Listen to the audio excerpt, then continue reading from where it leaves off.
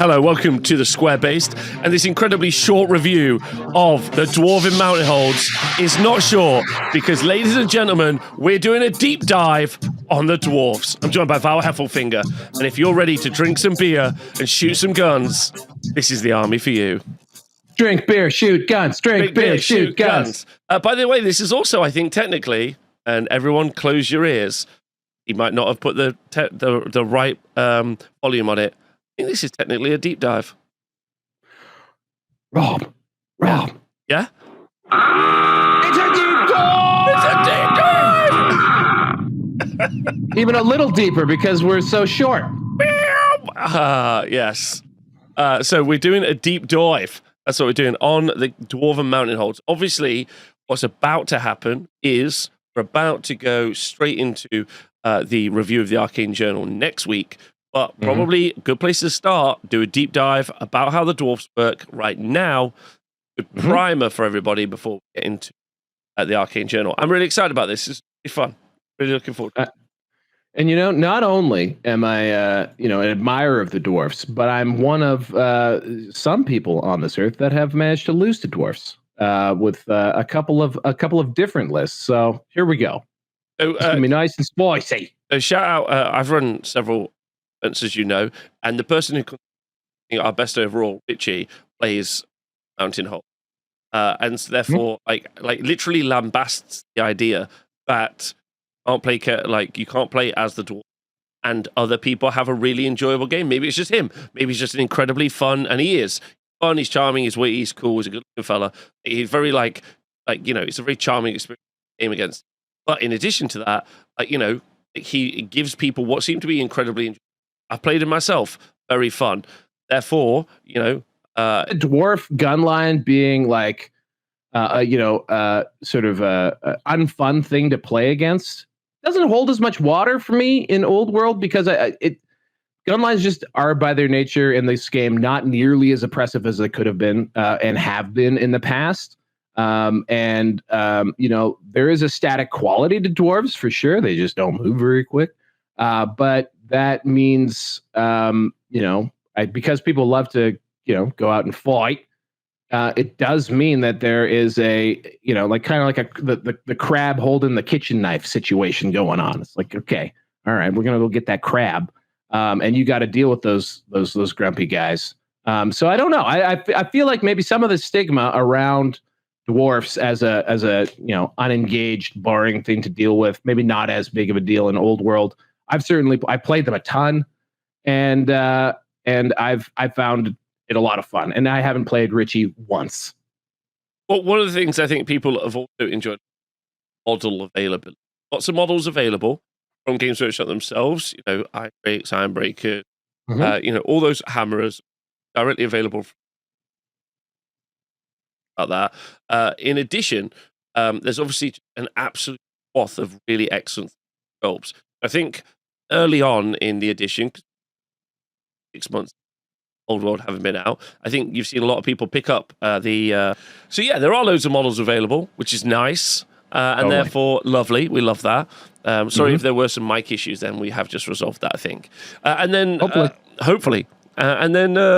So I think this is a popular faction and will continue to be a popular faction because, as you and me said at the start, drink beer, shoot guns. Dwarfs are just an incredibly evocative narrative faction, and I think they'll continue to just be popular in the future. Yeah, obviously, people love dwarves. That's why we're even here. That's why people have been so upset at how long the Arcane Journal's taken to get here. People are thirsty for dwarves, have been from the beginning. On the model range, I mean, the re-releases obviously have been double announced because they were teased a little while ago. I mean, there's just some really great official stuff, and then in the third-party community, so many beautiful models. Really, if you're a saucy little freak for the for the dwarves, then you got a glut. You've got lots to fill your mead cup with. So why don't we start talking some turkey here, pal? Right, so we're going to look at what you can take in a Dwarven army, Dwarven Mountain Holds. Obviously, this is pre-Arcane Journal. So what we've got for characters, you can have one king or Anvil of Doom, or Rune Lord per 1,000 points. And then multiple Thanes, Runesmiths, Demon Slayers, Dragon Slayers, and Dwarf Engineers. This is already the first sticking point. I know we haven't got into the units yet, but it's always been the first sticking point for me when I've been writing Dwarven lists, is I feel like the Anvil of Doom brings an excellent level of support to the army. I feel like you can make an absolutely kick-ass king, but I don't know if there's ever been a good delivery system for the king compared to other armies who their delivery system is a dragon. You know what I mean? Like that's where I've always settled. But I think Dwarven players, unsurprisingly, they hold a grudge and they grumble a lot and also complain. So I think that they were all arguing about what they prefer. But just from the off, compared to the other armies you've been playing, what do you think about this? Because it feels like the king doesn't work for me. I think the king actually just played into sort of a king and Thane build. They also brought a Rune Lord for some magic defense. My feeling is with kings and Thanes that you can go with tanky characters that are surrounded by little tanks. So I think it's a good setup for potentially more of a point style list, making it hard for your opponent to get those points. And I think in general, Dwarves is set up that way. And that's what I would probably be looking to lean into, maybe from that front. It just strikes me as like there's opportunity to make very hard to deal with characters who are just, I suppose, just vulnerable to killing blow, obviously, but very hard to deal with characters that can be very, very tough and resilient. That's probably the angle I'd go with them. Okay. Maybe you don't need to get closer to hit them with your axe. Because if your opponent wants them points, they're going to have to come to you. Yeah, I like the Anvil. I think the support that you get from the Anvil feels like it's more quantifiable than the situation where your king ends up in a bad fight. And getting the right fights feels like the win condition for dwarfs is getting into the right fights, and that's so hard to do when your mobility is like lower, and a bunch of other stuff. So I think there's that as well. I think everyone else is great. Thanes, Runesmiths, Demon Slayers, Demon Slayers, and Dragon Slayers. I feel like the Slayer builds hopefully are going to get a significant improvement in the Arcane Journal, because I think they haven't necessarily. We'll talk about them in a bit, but I don't think they've necessarily seen or will see much play until we see something that improves what they do. I think that's a fair thing to say. Jumping into core, you have to have a unit. 25% of your army. Yes, you've got to have core, obviously. So yeah, you've got to have a 25% core, Dwarf Warriors, Quarrellers, and Thunderers, multiple units. Up to 1 unit of Rangers may be taken as a core choice. And if your general is a king, you can have a unit of Longbeards taken as well. And for me, feels like the most popular unit that you see out of this core section often is that unit of Rangers, normally with a lot of models in there. What do you think about the core section here?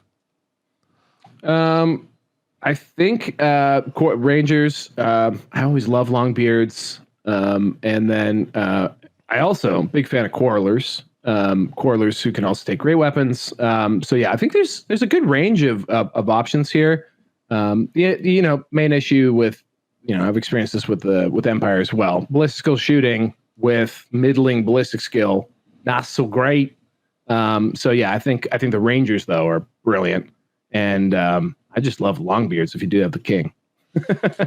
I think but you've got to have the king. I like the Rangers. I think the Rangers add that mobility, which is the issue in many armies, and they're better than the Quarrellers and the Thunderers. So they're just a better unit, which is obviously why you can only have the one. And seeing as you've got to sink points into core, feels like that's the right place to go for it. Special. Longbeards, Ironbreakers, Miners, Slayers, and Gyrocopters. Up to 1 unit of hammers per king or thane taken, and up to 3 Warmachines chosen from the following per 1,000 points: Bolt Thrower, Grudge Thrower, and Cannon.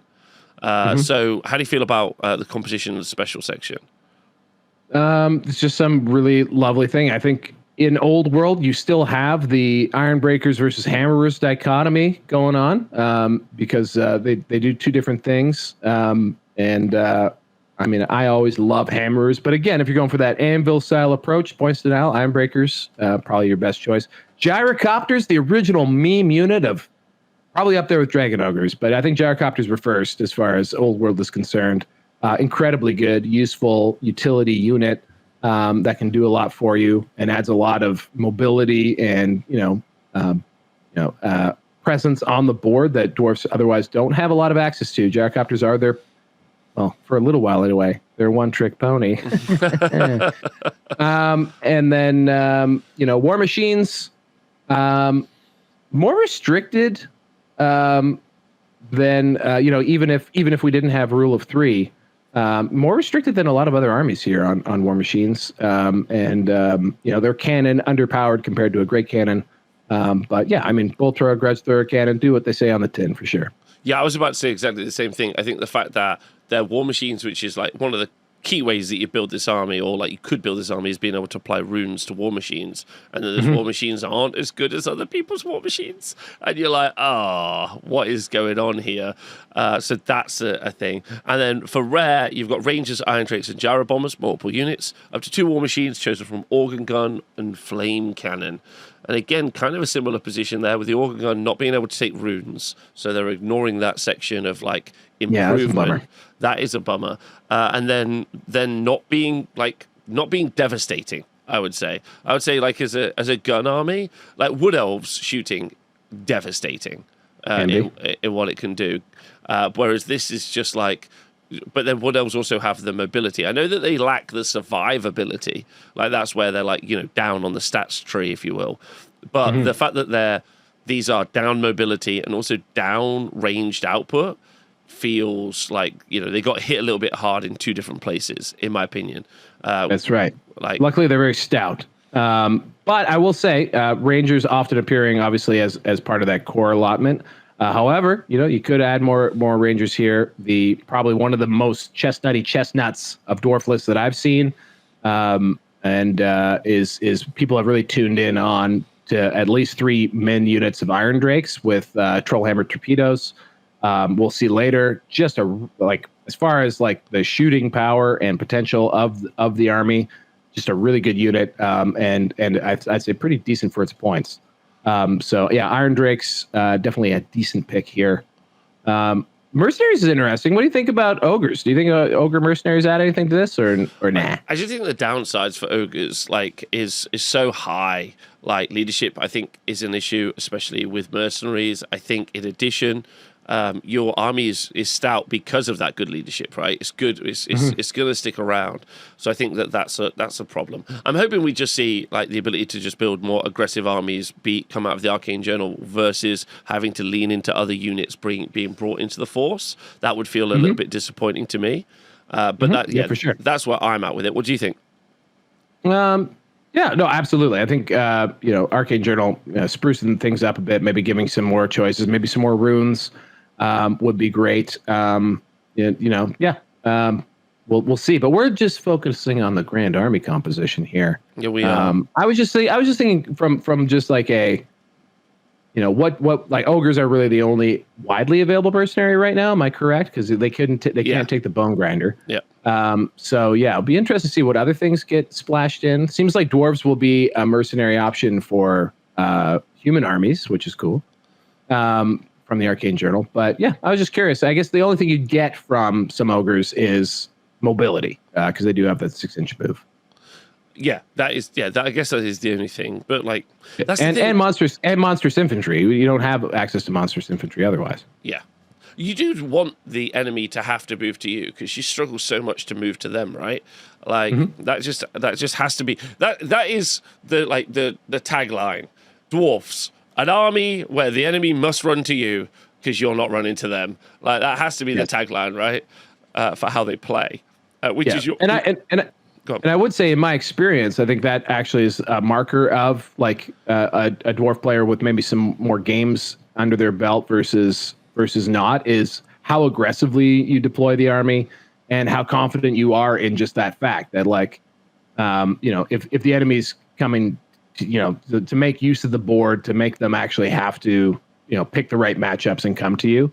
I'd say that, and also realizing that in a kill points game that you don't have to engage your opponent, because walking across the table at a max clip of, I guess, 9 inches if you're in marching column, because there is a lot of drilled around. Like that is that's not something you quote have to do. So yeah. Good. Yep. All right. Lovely. So that's the army composition. Let us know what you think with obviously a Thane being able to be a battle standard bearer. All right. So let's just jump into our first character, the Dwarf Lord, like we talked about. So pretty beefy stat line, right? Toughness 5, 3 wounds. Starts with full plate armor, which is pretty nice. And then has got Gromro. Should we quickly talk about the army special rules? Yeah, army special rules and runes, I think, would definitely inform this conversation for sure. Sure, let's go do that. That makes a lot of sense. Okay, so the Gromro or armor that I was about to mention, a hand weapon carried by a model with a special rule has armor-piercing characteristic of. Oh, so that's a weapon. Sorry, Gromro armor. A model with a special rule may re-roll any roll of a natural 1, making an armor save roll, which is obviously quite nice. The better your armor save is, but it's still fairly rare. Gromro armor, only certain units have that. So that's to be thought of, something to think about. Gromro weapons, a hand weapon carried with a special rule has an AP value of 1. Resolute models with a special rule suffer a -1 modifier to the result of any flee roll or pursuit roll that they make to a minimum of 1. This honestly feels like I get why it's there, but this feels astoundingly rubbish to put on units. Yeah, you never like to see an army special rule that's a negative. Actually, kudos to the designers of Old World. They've steered clear of a lot of these. This is a chestnut of fantasy army design, which is to have downsides built into your army special rules. I mean, as far as they go, not the worst, I guess. So on the pursuit, obviously, that's not great. But I mean, you're usually rolling 2d6, so that would give them a pretty big potential. Potential top end roll for a 3-inch move. So you got to give them the -1, right, Rob? Yeah. I think the flea roll is the thing that bothers me. I'm like, okay, that's rough. Like, you're more likely to be caught than not. But yeah. We're more likely to be caught. Although in Old World again, is because flea moves are done on the table. They're not abstracted, and the way that units line up to one another. I still think there's a chance for slippery little dwarves to get away. And also, they're probably going to be going a lot of the time, which is good. That's true. You got the dwarf crafted. You got the. I was going to do dwarf crafted because I think that one is models with special rules do not suffer the usual -1 to hit modifier when making standard shoot reactions. This is, I think, maybe oddly the strongest ability on this list. Which has really been able to impact the quality of some of these units, especially, Irondrakes making a standard shoot reaction, not a -1 to hit, is making a really big deal. I think this is the one that's ended up being actually really, really impactful in games. Yeah, I would agree. And yeah, for things that do have a little bit better ballistic skill than the average dwarf, again, only compounds even more. I know, for example, in my games, especially trying to clean up or deal with those little Irondrake units can be quite frustrating because of just how good they are in sort of a stand and shoot situation. So, yeah. Definitely. Then we've got the Rune Law, where a model with a special rule may be nominated to attempt a Wizardly Dispel as if it were a wizard, and an Anvil of DOOM is a 3, a Rune Lord is a 2, and a Runesmith is a 1. So, obviously we know just how impactful level 4 wizards have ended up becoming. And I think just Pillar of Flame alone is a major issue to an entire Dwarfen force because it could be toughness 4. As a guy who just had 3 pillars of flame just completely be useless against a dwarf army. I would have thought that going into that game. Maybe my dice were ice cold, which they were. But you still need 5s to wound, so they do have some resiliency there. But the minus on it is a big deal.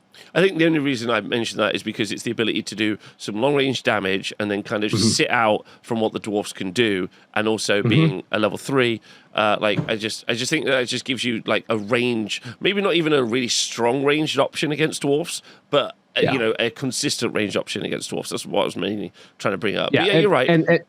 And also, you're right in the sense that, vortexes in general, especially if you're relying on that Anvil of Doom, which is a static piece, can't move, pretty easy to set yourself up just outside of that dispel range and drop your vortices into play.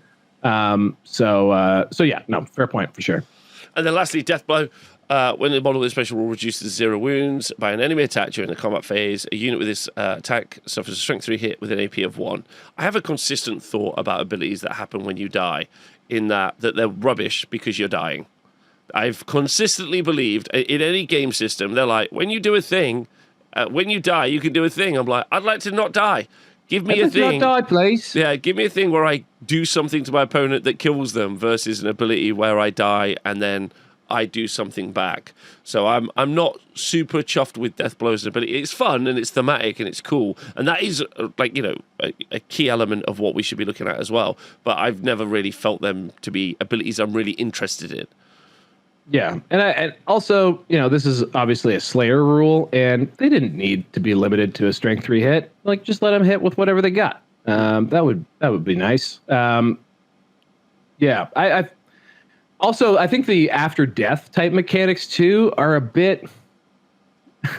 They don't feel great as an opponent, especially when they work out. So like just as a general thing, like you're excited for having actually killed something, and then all of a sudden, oh no, I died. So or got hurt. But I mean, this is pretty range bound because it's it's just a straight 3 hit with an AP of -1. I mean, again, I think they were very mindful of dwarves and maybe some previous stigma they may have had coming into this edition. So maybe a little overcorrection on some of these rules for sure. Definitely. Okay, so next thing we're going to look at are runes. I love runes. Runes are so much fun. Runes are really, really fun. Runes. We have the rules of runes. We do have the rules of runes. There are 5 rules of runes. So runes are stuff that you put onto certain items like armor or weapons or something. You basically craft your own magic weapons like a true smith. And the first rune forged is the rule of 3. No single item can have more than 3 runes, and no model can have more than 3 runes from each category. So that's pretty interesting. The rule of form: no item can have a rune not intended for that item. For example, a hand weapon cannot have an engineering rune. Seems obvious. Don't even think about it. The rule of pride: no 2 runic items in your army can be identical. This applies to an item with only a single rune and to items with 2 or 3 runes. Which is cool, because that does allow you to get the same effect multiple times by just sort of adding a 1 rune plus a cheap rune. So it's always it's a cool thing. It does give them a little bit of flexibility in being able to bring powerful effects multiple times. I agree. And then the rule of jealousy: each master rune may only be chosen once per army. No item can have more than 1 master rune. So those are like much more powerful runes, which we'll talk about in a bit. And then only runes marked with an asterisk can be duplicated on the same item, combining them together and increasing their effect. And it is also important to remember that runic item is no different in principle to other magic items, and that all of the usual rules for magic items apply to a runic one as well. Something worth noting is also that because I got these fun, funky runes, and because dwarves are snobs, you're not allowed to take regular magic items, obviously, which people may or may not realize. So then we have weapon runes. So we got the different types of runes now, right? Weapon runes, we got the first one is a master rune smiting. 75 points for this bad boy. And it's a master rune, like we said. The weapon inscribed with the master rune of smiting gains the multiple wounds D6 special rule, which is legitimately an insane rule to have. Where did I run into the master rune of smiting? Oh my god, it was on Tabletop Tactics. Oh, boy. I did not take it seriously. Should have suffered massively for it.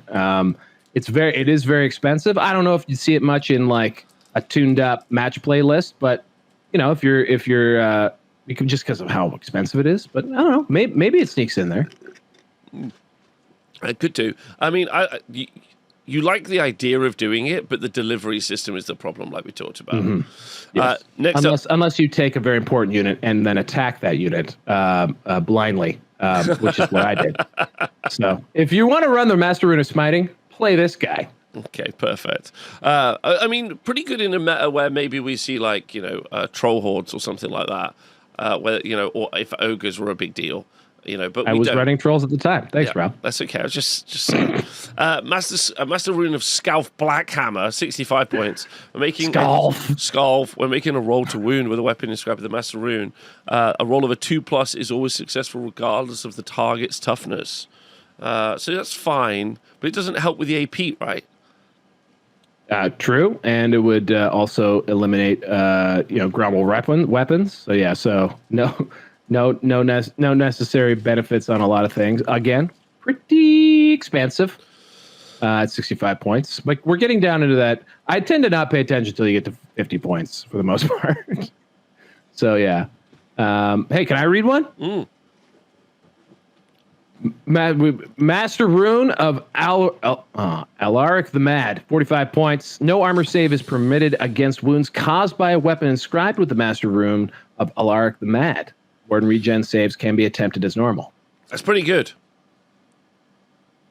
No armor saves. Yeah, I mean that's pretty good. I mean, you fire this rune on something that's juicing your strength, and definitely very good. And have a great time. Yeah. Master Rune of Dragon Slaying, 35 points. We're making a roll to wound against an enemy whose troop type is Behemoth with a weapon inscribed with the Master Rune of Dragon Slaying. Roll of 2+ is always successful, regardless of the target's toughness. This is what I'd call a stipulation-based weapon, which is why it targets only specific units in a specific instance. And for me, that means it's not useful all the time. So I'm going to give that a no. I'm going to give that a review of a no. However, I mean, just food for thought here. It is targeting behemoths. Which Behemoths, which they're around, Rob. I know that. There. Yeah, I agree with you.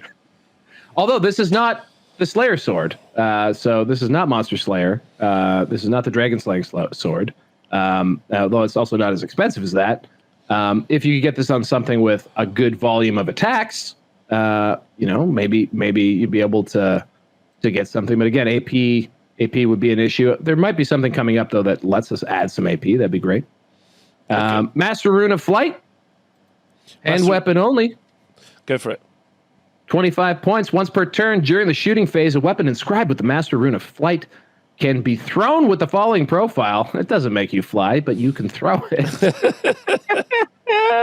Range 12 inches. Strength is user. AP is dash. Magical attacks. Movement shoot. Quick shot. Rob? It's a no from me.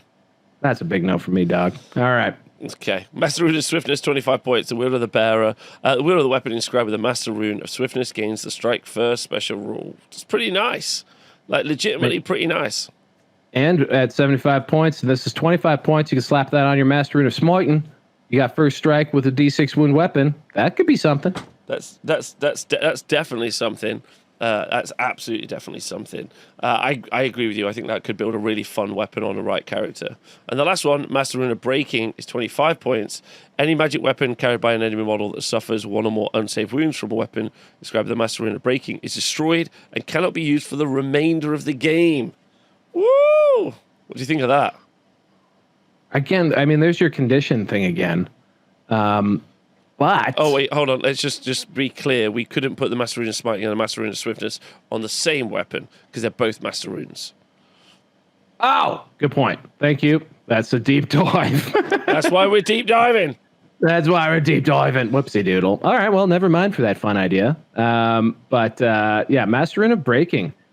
I mean, there's definitely items out there that you want to break. But again, how are you going to get the matchup? How are you going to get it to where you want it to be? It's going to be tricky. Oh, by the way, the answer in my head, and I don't know if you can even put these on Slayers. We'll have to look later. But run a Slayer at it. But yeah, Master Rune of Breaking. If you can get the matchup, seems good. Yeah, definitely. Definitely. Again, it's situation based. 25 points, so it's kind of fun. I think it's all about the delivery system. I think where you want to spend points with this army is orientating your opponent into a place where you can deliver your units. That's where you should be focusing. Like, it would be so great to have that D6 weapon on, like, just a dude on a dragon. You're like, fine, I can put him where I need him to put. Like, but you got to. I think if you're spending points in this army, you're spending points to make your enemy be in a place they don't want to be and that you want them to be. I feel. Yeah. Now we're on to weapon runes. More weapon runes. Sorry. Wow.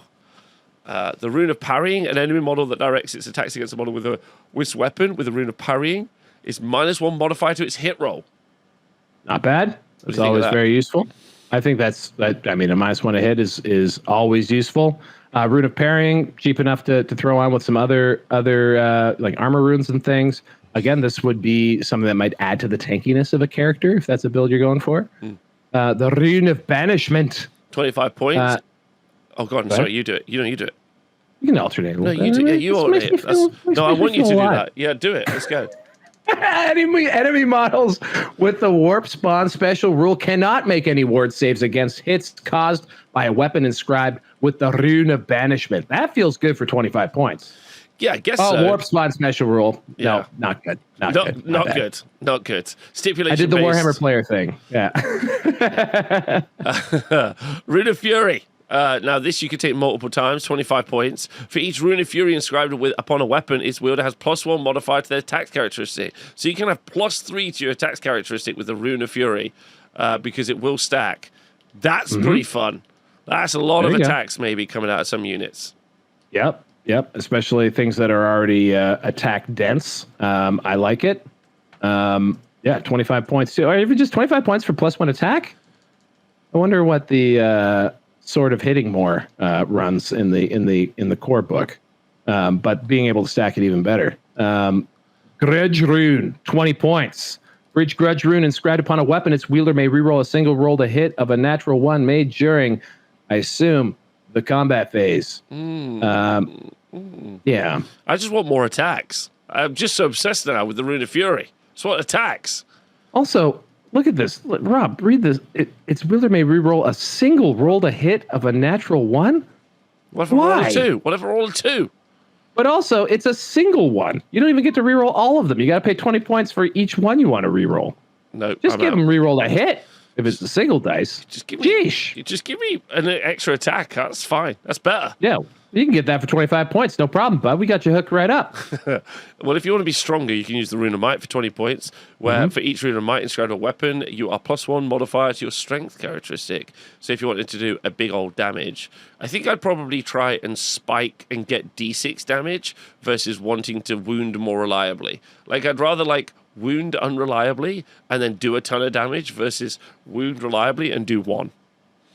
I think fair point, but also something to think about too with dealing with monsters and stuff. You know, I think dwarves can get to strength 6, strength 7 pretty easy, but that's so a Rune of Might though could take you up into that 7 or 8 category, getting you that 3s or 2s to wound against up to 6.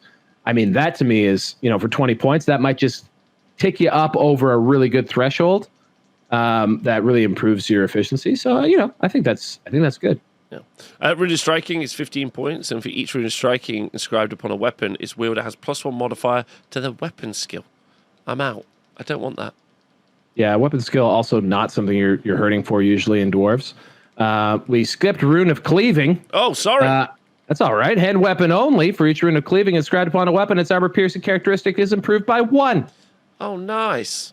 That is actually quite nice. That is quite nice. I quite like that. But you can have okay, that's not bad.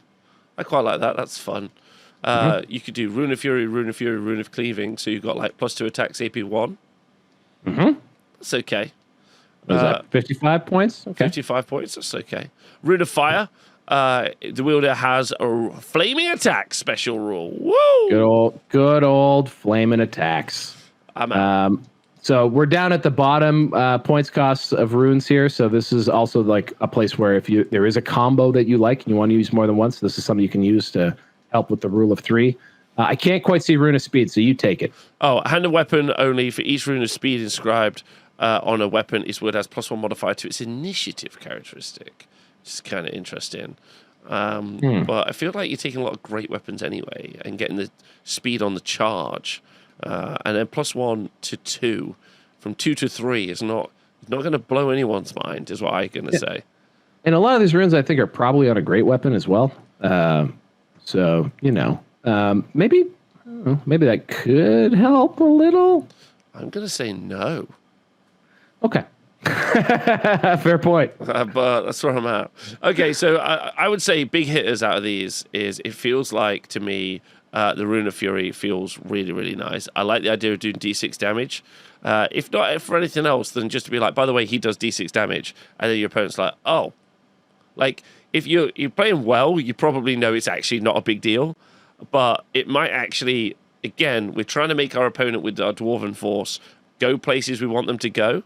So if this is saying, don't go there, maybe that's what it's going to do, right? Yeah, fair point. Armour Runes. Do you want to hit us up? Let's lead from the front. Master Rune of Adamant. Now, this is one I find fascinating, and I think because of its points you rarely see. But here we go. Master Rune of Adamant, 100 points. A model wearing armor inscribed with the Master Rune of Adamant has a toughness characteristic of 10. This rune cannot be combined with any other armor runes. Toughness 10, Rob. So I guess if you're trying to run a points denial list where your opponent is struggling to kill, your Dwarven Lord, and then his toughness 10, and therefore it's so much more difficult to kill him. I think that kind of makes sense. I can see where where people's brains go. But all I'm doing there is fending off the inevitable. I'm not doing anything proactive. I'm not trying to get points off my opponent, and instead all I'm actually doing is just trying to make it so my opponent doesn't get points. It feels like a losing position. Does that make sense? It's like, okay, I'm losing. You're hitting me, and I'd like to survive. And you're like, all right, but what about making a situation where we hit you? Robbo, did you not just sum up the basic? That was an adorable sneeze. Did you not just sum up the entire thing about dwarves though? Where they are gonna have to get punched in the face. And you know what? This is one of those things where I am a font of sometimes good, but also sometimes bad ideas. I just see something like toughness 10, which doesn't exist in the meta, in the game really. Toughness 10. Where I don't think there is another thing that's toughness 10 off the top of my head. So anytime that you can skew that hard seems at least interesting to me. Well, I think immediately I remember being very hot under the collar about this rune when I first read it, and one of my friends immediately was like, Killing Blow. So I think that's it, right? Killing Blow, maybe even Cleaving Blow. I'd have to look. I think probably Cleaving Blow would take care of this. So yeah, there's lots of stuff that can get through it. But in a lot of cases, though, toughness 10 makes you impossible to wound. That's one of the that is a toughness tier that I think strength 3 cannot wound. That means that Wood Elves wouldn't be able to kill you. Which is really good, but if your opponent can just wound the unit that you're in, then they're going to be able to win combats, right? That's why be in a unit if you're toughness 10? You're a monster at that point, right? And by the way, Wood Elves could totally kill him because they have poison arrows. But anyway, I'm just saying. It's 100 points, but again, for 100 points, you're getting something you just can't get anywhere else. If it strikes me as interesting. That's all. That's the only reason why I'm talking about it. So maybe there's smarter people than me who would look at it and also say, like Rob, But to me, it's so unique, right? It's super unique. It's really fun. It's really fun to say, my guy's toughness 10. And you're like, whoa, that's fun. But like you say, if you do have lots of ways of dealing with that, or at least some ways of dealing with that, and you're already trying to deal with high toughness stuff anyway, because there's lots of monsters and stuff out there, then I think it becomes a little bit redundant. Strength 7, which is probably one of the better toughness strength tiers in the game. Yeah. Threes to wound a toughness 6 model. You're still wounding on 6s here. You're wounding on 6s here if you're strength 8. I think you need, according to chat, I don't know. It feels like there's something here, Rob. Maybe I got to put my money where my mouth is and try and build a character out of this. But I think it's cool. Okay. In the comments, tell me why I'm an idiot. Please do. I don't think you are. I don't think you are. Often too kind to me. The comments around these parts. Have at me. I think it's very attractive. I agree with you. Next one, Master Rune of Gromwell is only 45 points. It's a steep decline. A model wearing the armor inscribed with the Master Rune of Gromwell has an armor value of 2, which cannot be improved in any way. Beautiful. That's beautiful. I like that a lot, personally. I think that's more consistent, maybe. Depends on the threats that are hitting you, but it feels nice. Yeah, I mean, a dependable 2+ can't do better than that anymore. The Rune of Ironbreakers. A model wearing armor inscribed with the Rune of Iron has +1 wound on its profile. 35 points for a wound. Yeah, that's pretty good, especially when you can stack that with having shield bearers. So you definitely are really tanky. I'm obsessed with that. I think that's a good idea, definitely. And then Rune of Iron. Rune of Fortitude is 30 points. And for each Rune of Fortitude inscribed with this armor, a model has +1 modifier to its toughness characteristic. So, so you could, if you would like to, be like +1 toughness, +1 to wound. That's pretty nice. That feels pretty good. Yeah. And also, like, if, on the Master Rune of Adamant, which is 100 points for toughness 10. So that's +6 for 100 points, but you can't take anything else. On this, with something like Shield Bearers or things where, you might want to just increase your toughness again to an important threshold. Maybe 1 or 2 of these gets you to toughness 6. Maybe that's a better way of spending your defense points. Or one of these with the Master Rune of Grommel. Can you do that? Yes, you can. Right? Yes. Mm-hmm. That'll add. Again, adding toughness does immediately improve your tankiness, but you do have to get to a threshold for it to really matter. Yeah, I agree. Do you want to do the next one? Sure. Rune of Preservation, 25 points. A model wearing armor inscribed with a Rune of Preservation is immune to both the Killing Blow and Multiple Wounds X special rules. If the wearer suffers an unsaved rune from an attack with either of these special rules, they lose a single wound. That feels like the right call, right? Like, go for a 2-up save and make it so that you can't be killing blowed. And like, if you are going for like pure points denial, and that's what you're doing with the armor runes, now you're just like, okay, I'm in a much safer position here than I would be previously. Yeah, and I mean, Killing Blow and Multiple Wounds X. I mean, that's you're getting 2 benefits for 25 points, like right away. That feels very good. Yeah, and like Killing Blow is not an issue. Again, it's conditional. Until it is an issue. But again, because it's calling out Killing Blow specifically, not immune to Cleaving Blow, which you run into a lot with Undead. But Multiple Wounds, definitely comes up. I don't know. I think it's probably a decent thing to consider. Okay, good. Next up is Rune of Shielding, which is only 15 points, and a model wearing armor inscribed with a single Rune of Shielding has a 6-up ward save against any wound suffered. For each additional Rune of Shielding, this has a ward save improved by 1. So you could have a 4-up ward save, if you would like, for a 45 points. That feels good. In the modern in old world, that's a pretty good price for a 4-up ward, if I'm not mistaken. Yeah. Okay. I don't think that's terrible. I don't think that's terrible at all. I mean, you see it. So you could be 2 up, 4-up for 90 points.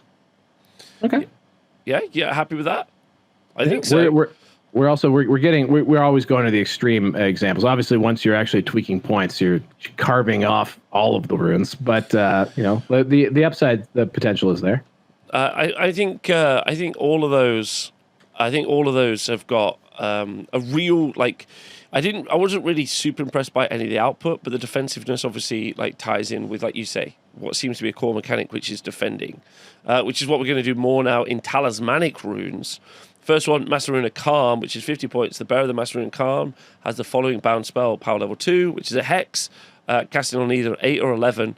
And the range itself, if the bound spell is cast with a casting result of 8 or more, enemy wizards within 18 of this model, when attempt to cast a spell, must increase the spell's casting value by 2. If it's cast within 11 or more, enemy wizards that are within 36 inches of this model, when attempting to cast this spell, must increase that spell's casting value by 2. This spell lasts until the start of your next turn sub-phase. That feels pretty good. Like, +2 to cast spells. Now, it's 50 points, which is super expensive. And it does require you to cast it, which is even harder to do. But I quite like it as a spell. Not saying it's good because the points are high and it's super situational. You're not stopping them from casting spells, not making them do like, an Infernal Puppet and roll 3d6 and drop it. Mm-hmm. But you are still doing something, I think, viable. Yes. The price is one thing. This reminds me of the trouble I got to in the magic review of the I think it's the high magic lore where there's a drain magic spell which does the same thing. I think in both cases it's just the situation of you're level 2. This is coming off on a level 2. You're going to be going up against level 4s. Maybe you're getting this off a third of the time. Mm-hmm. I can't remember what the exact math is on it, but it's it's not a tremendous amount of time. And then on that 11 plus, that's a 9. So like even there, just casting it's going to be pretty hard to do on the dice. That being said, could be cool, especially since there's a lot of latent or like built-in magic resistance in a lot of places. Just like -1, I think all dwarf units pretty much have magic res 1. So that could make it a little bit harder to target dwarves, but on a third of your turns, probably, maybe it's a bit steep for 50 points, especially since there are some really good anti-magic ones. Yeah, it really depends. It really depends, like. I think that's probably too expensive, but there we go. Master Rune of Balance is 35 points. Anvil of Doom and Dwarf Runesmiths only. Once per turn, the bearer of the Master Rune of Balance use when attempting a wizardly spell. If they do so, roll an extra d6 for making the dispel and discard the lowest result. So the ability to shut down a pivotal spell at the right point in the game. What do you think? This one's a maybe shutdown, but it's only once per turn too. At least it's not once per game.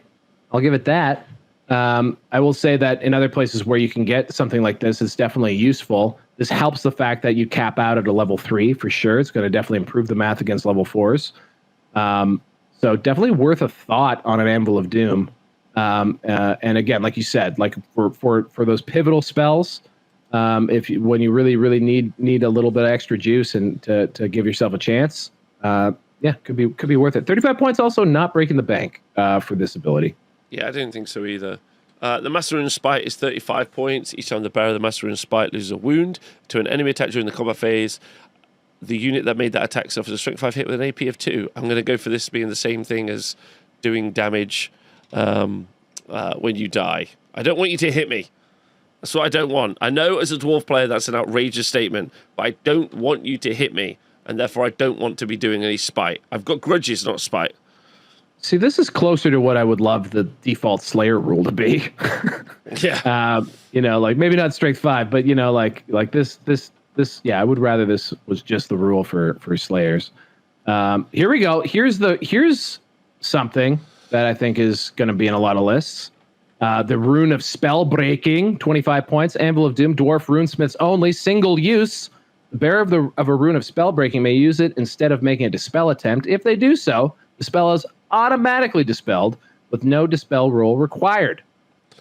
Oh, wow. That's great. So that's an old school dispel scroll, essentially. And you can take 3 of them. Mm-hmm. You can take a lot more than 3 of them if you wanted. Yeah, I guess so. But 3 on a guy. Yeah. 3 on a guy. I love that. Like, I feel like that's great. Just be like, nope. Just shut that down. My thought is, I'm just trying to think, like, are there enough pivotal spells? Because I know in the old days you needed a dispel scroll because there were some things that if they went off, you probably lost, right? Yeah. So you wanted to at least get yourself out of those jams. Now, because magic is so dispersed, there's a lower power level in general and just a higher amount of it. I wonder if the value is there. But if you can think of, if there's a spell when you're building your army list and you're thinking, geez, I just need to make sure that doesn't happen. Well, you have the ability to do that. Reserve move on undead feels like a target for that. Yep. Yeah, that could really screw them up for sure. Yeah, I think because you have to commit right with the undead. So like I would say that's the one I'd like to try and shut down personally. But yes. That's a good one. And then one thing is that this will be limited to your dispel range. So really, the only thing that's got that 24-inch bubble is a anvil, of course. Or if you are going up towards your enemy, maybe you can get within that 18 inches. But I was playing against someone who was running the Rune Lord, like I said, and that 18-inch bubble is a huge difference as far as like being able to play outside of it. So worth considering too that it is going to be a little range bound by who's carrying it. Definitely. Rune of Warding, 20 points. Single use. Each rune of warding gives the bearer a 2+ ward save against a single wound. That's pretty good. Single use. Each rune of warding gives a 2+ ward save against a single wound. Again, it's single use, but that 2+ ward save is reliable. Like we throw like a 6+ ward, shield or whatever to those I think are 5 or 10 points. But that feels, very good to back pocket. Maybe something to round out points if maybe you're if you got a little bit to spare. I mean, having a pocket 2+ ward ain't bad. No, not bad at all. Can you take that? Can you put that on an anvil? Single use, each rune of warding. It's a talismanic rune. 2+ wound ward. I don't see why we wouldn't be able to. I like that. I don't hate that. I'm just like, that's pretty nice. Yes. Something that's a cannon magnet could definitely benefit from a rune of warding for sure. Definitely. Rune of Luck is 15. Single use. The bearer of the Rune of Luck may reroll its a single failed to hit roll or to wound roll or a single failed armor save. That feels pretty nice if we go give ourselves a 2-up armor save and then we go give ourselves a reroll on our 2-up armor save. That works. I think that's not a terrible little call to keep us alive. Yeah, again, it's at a points level where it is something again that you could back pocket. I mean, you pay a lot for a reroll to hit in the core book with the Paymaster's coin. I think you get, although that's reroll all hits. I think for one round, I'd have to go look. But 15 points again, that's something not bad to have in the back pocket at all. Last one. Do you want to read us through? I cannot see it. The rune. Oh, wait, there's more than one. There's a rune of furnace. Okay. Bear the Rune of the Furnace has a 3+ ward save against any wounds suffered that were caused by an attack that has the flaming attack special rule. Hopefully, they bring back the old flaming rule and regen the way the flaming and regen used to work. I hope, and then flaming attacks will once again matter. As of right now, not really useful, but very useful for making a two rune combination that you like and want to use more than once. You throw a Rune of the Furnace on there, suddenly you can use it twice. Yeah. And then the Rune of Passage is 5 points, where the bearer of the Rune of Passage gains the move through cover special rule. Any unit joined by the bearer also gains the move through cover special rule. Should the bearer leave a unit for any reason, the unit loses the special rule. That's actually not terrible. Like, quite frankly, for a dwarf, the -1 movement penalty is a big deal. Agreed.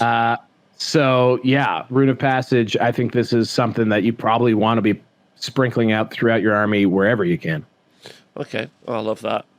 Okay, so I think those are our talismanic ones, which means we go into standard ones. And this is actually where I think, unfortunately, you actually end up in a really tough position in the dwarf roster because you're spending so many points in your roster for runes. That on the standard, is that everything becomes really expensive in the character section. I think runes become a really big deal here. So it's not like your actual choices too, as far as like a per model basis of infantry and all those things. Like it's not like they're cheap. So like if a lot of places like you can have really expensive characters because your core and your other choices are very cheap. That's not necessarily the case for dwarves. But there might be some bangers in here. Yeah, okay, so standard runes. The first one, the Master Rune of Grungy, is 80 points. It's a battle standard bearer only. A unit carrying this standard inscribed with this has a 5-up ward save against any wounds suffered. In addition, whilst within 6 inches of this model carrying this standard, friendly units have a 6-up ward save against any wounds suffered during the shooting phase. So just 5-up ward save base, and then 6-up ward save to everyone else in the shooting phase. Feels sensational, and that's why I feel like the points on the other items aren't taken as much, because you're like, this is affecting everyone, this is making everyone better, right? It's so hard to argue against. It's a really solid buff. I'm not good. I mean, 80 points, you're gonna have to think about it. It's definitely gonna be something you're really gonna, it's a core element in your list if you bring it, but definitely feels good. Again, for making that unit of whatever that much harder to grind through. Agreed. Then do you want to do the next one? Sure. Master Rune of Stromny Redbeard. When calculating its combat result, any friendly unit within the command range of the model carrying the standard inscribed with the Master Rune of Stromny Redbeard may claim an additional bonus of +1 combat result point. I think the reason this is really good, obviously, is because you can put +1 combat result on a normal standard bearer.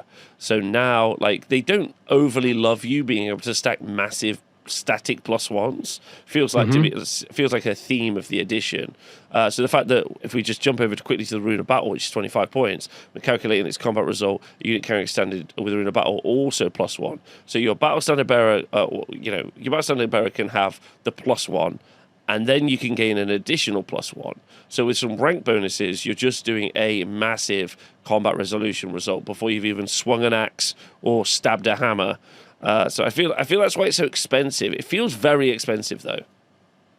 I mean, again, though, it is an area of effect because it's within command range, which that does give it some extra benefit. Because I mean, even if this isn't on your general, that's a command range of 9.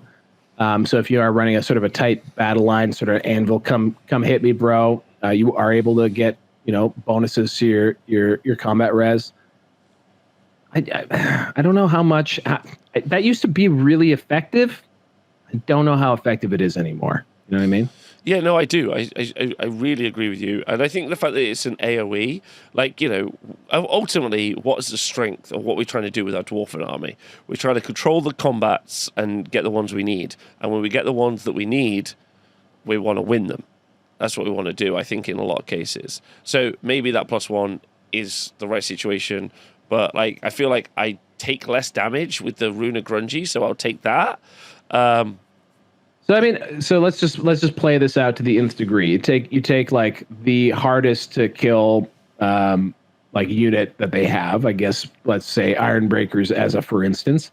With this, you could have a standard bearer, which is +1. You'd have the Master Rune of Stromny +1. You'd have the and then the other rune for another +1. So you're at what? +4. 3? You're +4? Because you get standard and battle standard, right? So you've got +1, flag and flag. So for +4 before you do a rank, and then you can have your 2 ranks, right? Yeah. Yep. Okay. Yeah. Maybe it helps, but I don't know. The thing is what it really depends on is not being able to take big bites of dwarves, which is actually, generally speaking, fairly tough to do. They're toughness 4 normally. They will, generally speaking, have a good armor save. So maybe playing something like this could be a way to make the unit tanky. But I don't know. I think you're probably better off with the 5-up ward and just losing fewer units. Losing fewer models, preventing them from dying in the first place, like Rob pointed out earlier. Well, the other suggestion from the chat is that if you can combo charge, if you can multi-charge a unit, let's say you can have 3 units, then each one of those can claim a +1 combat result from the Master Rune. So therefore, you're doing +3 from those units, is how you added it up, which I think is interesting. It's an interesting shout, definitely. Yeah. And there's also there's a lot of regimental rule as well, so you could get that sort of counter charge. Maybe if someone charges your main block. Okay, maybe that's something. But yeah, because you're right, that would be if you are able. Again, this is one of the issues with dwarves is that it's hard for them to get in a position to charge in any way where they're doing stuff and outmaneuvering.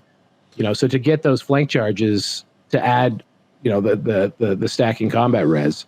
I mean, that could work in our heads. But would it work on the table? I don't know. Maybe let us know in the comments. Has anyone ever made good use of being able to stack the combat res with something like this? Okay, well, so next up, Master Rune of Hesitation. This is super popular. An enemy unit that charged the front arc of a unit carrying this standard does not count as having charged for the purposes of choosing which weapons to use or using any special rules it may have. This is pretty popular. This is definitely popular. Just blunt the charge of enemy units charging in, and therefore, being able to just hit your opponent and not taking as much, not suffering as much. Doesn't work. Works obviously well into Cav. Doesn't work super well into a monster, to be honest. But I think this is fairly popular because of that. Yeah. Or any special. And this is also the one where I don't know if we actually ruled this, but this is a good open question, which does not count as having charged for purposes of choosing which weapon to use or using any special rules it may have. That's referring to the weapon, right? Oh, the rules it may have is referring to the unit, I think. But yeah, to be discussed. To be discussed. Yes. But I think yeah, that definitely blunts a charge from a lot of things. A lot of things do trigger on the charge. If it's to the unit, then you're losing impact hits, I would assume. There could be a lot of good things that happen because of the Rune of Hesitation, and at 45 points can be combined with other stuff. Yeah, definitely. Yeah. Do you want to do the next one? Sure. Rune of Confusion, 35 points. Any enemy unit that charges the front arc of a unit carrying a standard inscribed with the Rune of Confusion makes a disordered charge. Ooh. That's interesting. Yes, definitely. Disordered charge is really good. Do you want to just in case anyone doesn't know? Do you want to let people know? Yeah, you do not get your initiative bonus if you're making a disordered charge, and so that but unfortunately, even then. Even then, you may not get much benefit out of that, except for maybe if the other unit has, like, say, great weapons, and so if they were, then you're both striking at the same time because again, dwarves carrying a lot of great weapons out there, and then you can combine that with the Rune of Hesitation for a nice stacking effect as well. Oh yeah, definitely. I think that one is very good. I think that one is very nice. Rune of Fear is 30 points. A unit carrying standard with Rune of Fear gains a Fear special rule. I don't think the terror bombing thing ever worked out. Like, we've got lower leadership, we've got screams, but I don't think we ever got, like, the terror bombing being too scary as a build. I don't think that ever worked out. Yeah, and this also isn't terror; it's fear. But it would turn terror into fear. Is what I'm trying to say. What causes terror? Monsters. I see what you're saying. Yeah. Oh yeah. Well, Sorry, as a dwarf, yeah, I get what you're saying. Well, it may have been obvious to others. The other thing is that I don't know how much dwarves give a shit about terror. Their leadership 9, for God's sake, and they have a battle standard, so they're re-rolling it anyway. Yeah, so, that's true. Yeah. Yeah, that's true. Meh. So Rune of Battle, 25 points. We calculate the combat result. That's that +1 we talked about. I think we could skip that because we've already had that chat. Mm-hmm. And then Stroller's Runes is 25 points, where a unit carrying standard inscribed with Stroller's Rune gains the Vanguard special rule. I quite like that. Yes. Except for dwarves with Vanguard get to move how much? 3 inches. I guess. It's 3 inches closer. It is closer. You may just want a question of whether or not you want to be going closer. Well, I quite like it for the idea. I quite like maybe putting like a little 3 inches on some shooters. Isn't like bad. Yeah, maybe. Maybe. That gets you a little bit further up with those range weapons. Gives you a little bit of a deeper threat. If anything, it makes your opponent deploy further back, so that they're not going to be in range of that shooting unit maybe at the start. I don't know. But yes, I agree with you. It's not very good. And then the Rune of Courage is 15. A unit carrying a standard inscribed with the Rune of Courage automatically passes fear and terror tests it is required to do. Yeah. Again, you already have a battle standard. Your leadership 9. I think you're fine. Yeah, I agree. Okay, so what did you like from the standard runes there? What tickled your pickle? Very tickle my pickle. Hey, oddly, because I never like them. By the way, those are Master Rune of Grungy, Master Rune of Stromny. You can't combine them with anything.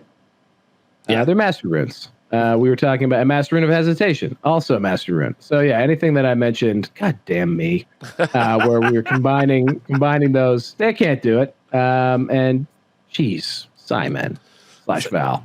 It's okay. You just don't believe in gods and masters. That's you. No gods and masters. That's just I'm showing my tendency towards privilege there. No, these rules don't apply to me. I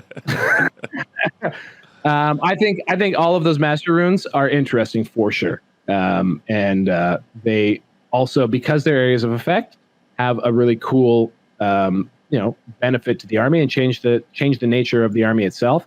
Master Rune of Hesitation too is just one of those things where if you don't have maneuverability necessarily, making someone question whether or not they charge you, or having to charge you in an awkward way, like having to get around you, that is a form of maneuverability, I guess, in the sense that you are dictating what they may or may not want to do. But as you mentioned, it's more useful in certain scenarios than others. Definitely. Okay, so those are the standard runes, and then we go on to engineering runes, where these are all applicable, obviously, onto your war machines. You can't put them onto the good old multi-shot fella, that guy. What's up?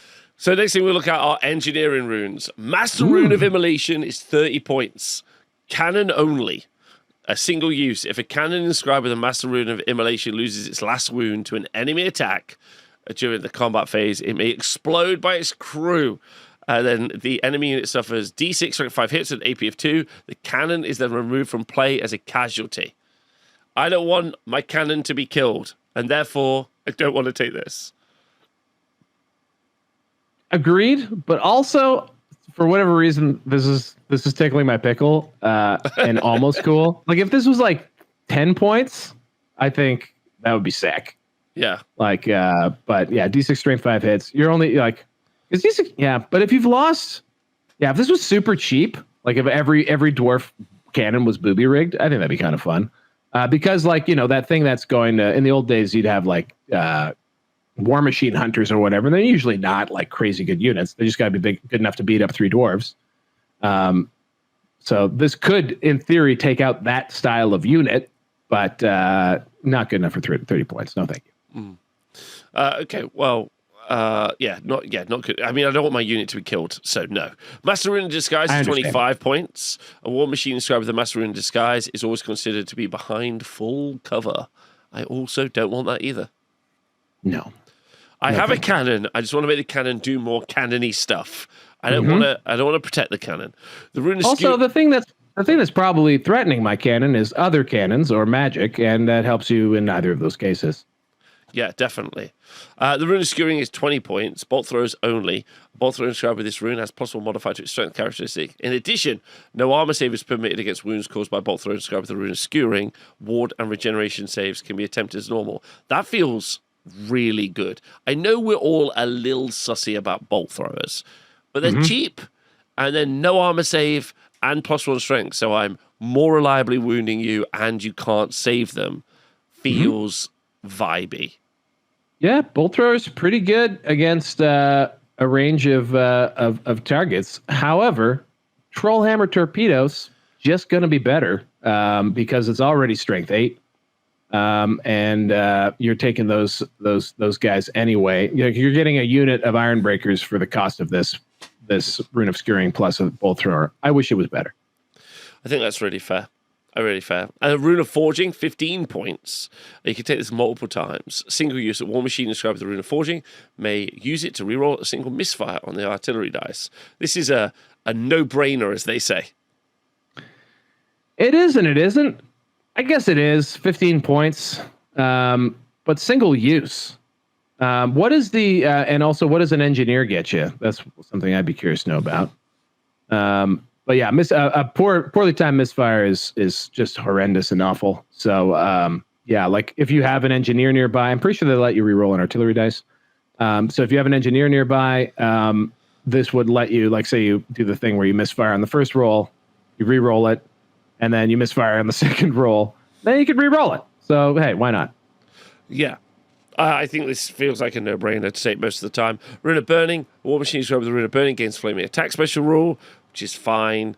And then Rune of Reloading, which is 5 points. A war machine inscribed with the Rune of Reloading can shoot every turn, even if it misfired and malfunctioned during the previous turn. So it feels like you just combine the Rune of Forging with the Rune of Reloading, and then you just change which one of the other runes you have. If you're taking multiple war machines, right? Your cannon, Rune of Forging, and the Rune of Reloading, then a cannon with the Rune of Forging, Rune of Reloading, and the Rune of Burning, or the Rune of Stalwart Rune, as an example. Yeah, I think Rune of Reloading, I think of all these, is the only no-brainer I've seen so far, like truly no-brainer, just because for 5 points, I mean, if you roll that misfire result where you don't shoot this turn or the next turn, that means you're losing your war machine for a third of the game. So this takes it so that's only a 1-turn effect. That feels very good. It's very good. It's very good. I agree. And it's so cheap. It's wild. And then Stalwart Rune is 5 points. When calculating the combat result, Warmachines grab Stalwart Rune. Claim bonus of +1 combat result. Don't be in combat, so don't have that result. But give yourself 2 runes of reloading. The second one costs 10 points because you also get +1 combat result. I think it just depends though. Like ultimately, are those Warmachines good enough, like you said, to actually be making your opponent?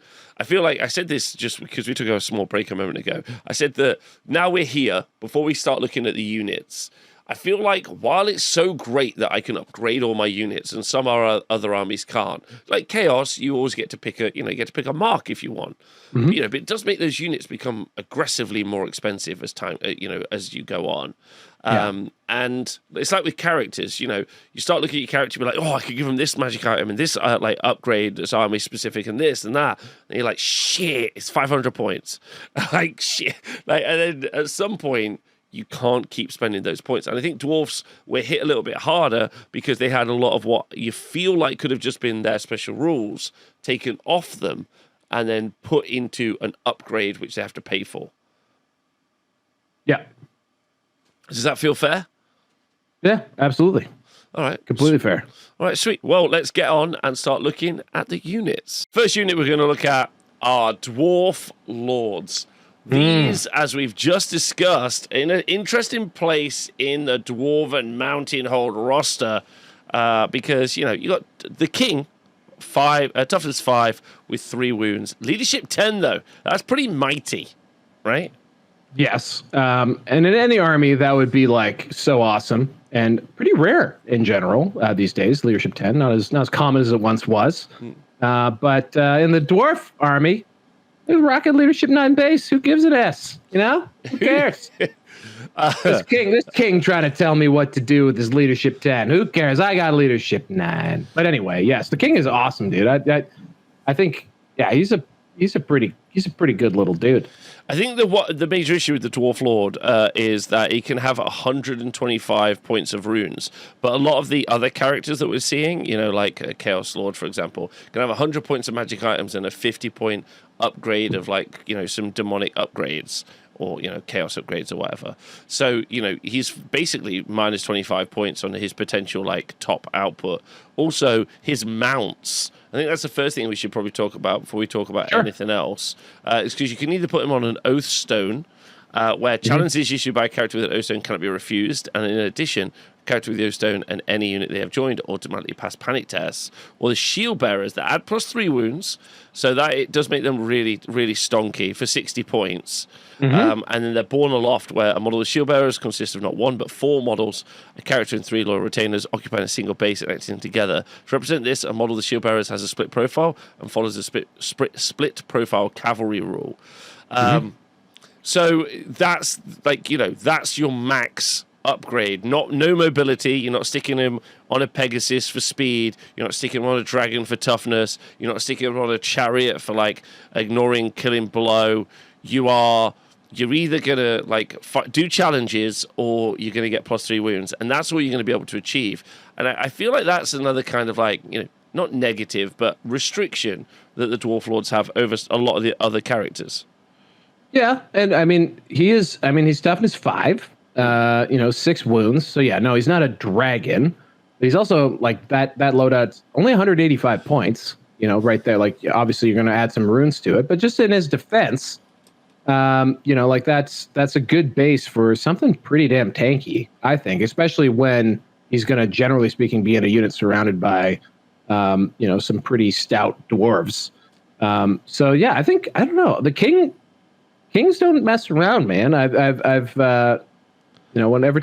time I've faced kings and thanes, especially on the shield bearers, and usually with either that 2-up unmodifiable armor save, maybe layered even with the 5+ ward from the banner, from the other rune banner.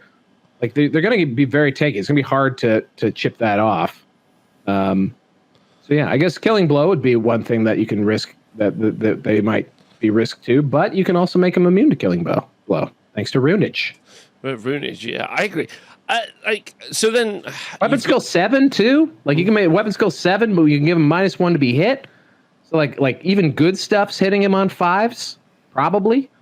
You know, I mean, come on, let's give the king a little credit here. He is a short king. I'm not, you know, no disrespect. 4 attacks, like you say, weapon skill 5 and strength 4.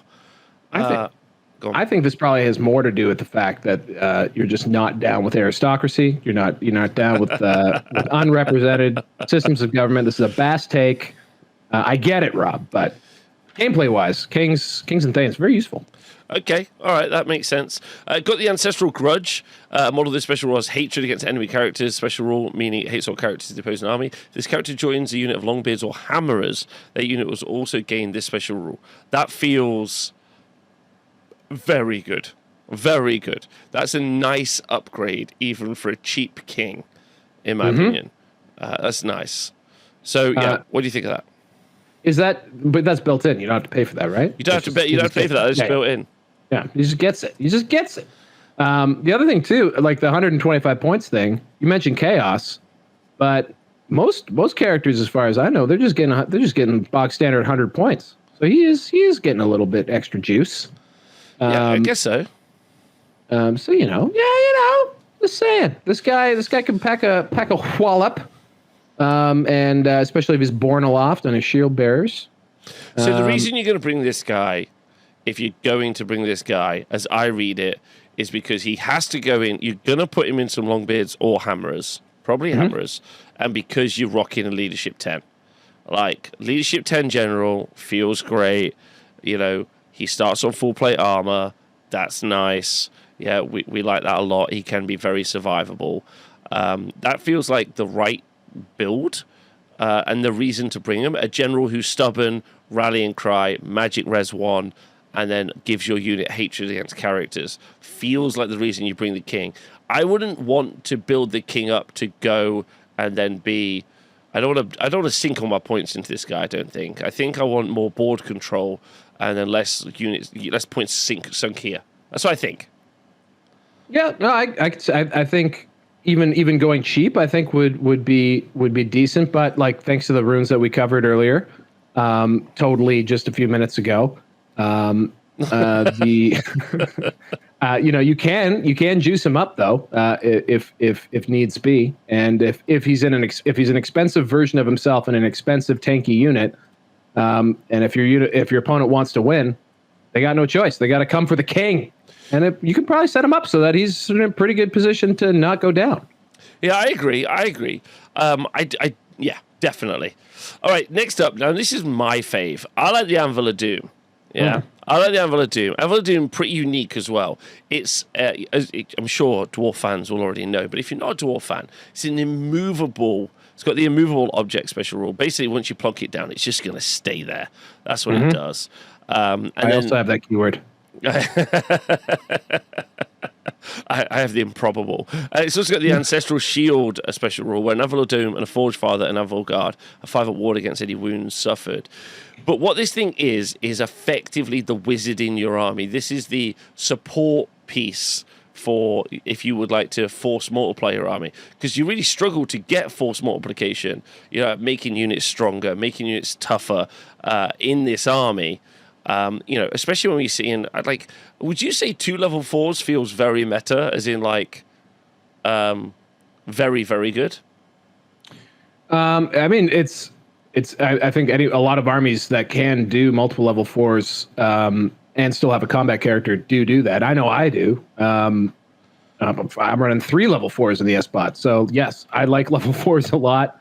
Matt, we've been saying for a long time, magic is a very huge part of this game, and Anvil of DOOM definitely allows you to participate not only from like a dispel perspective, but also the perspective of casting some pretty good bound spells. Pretty good.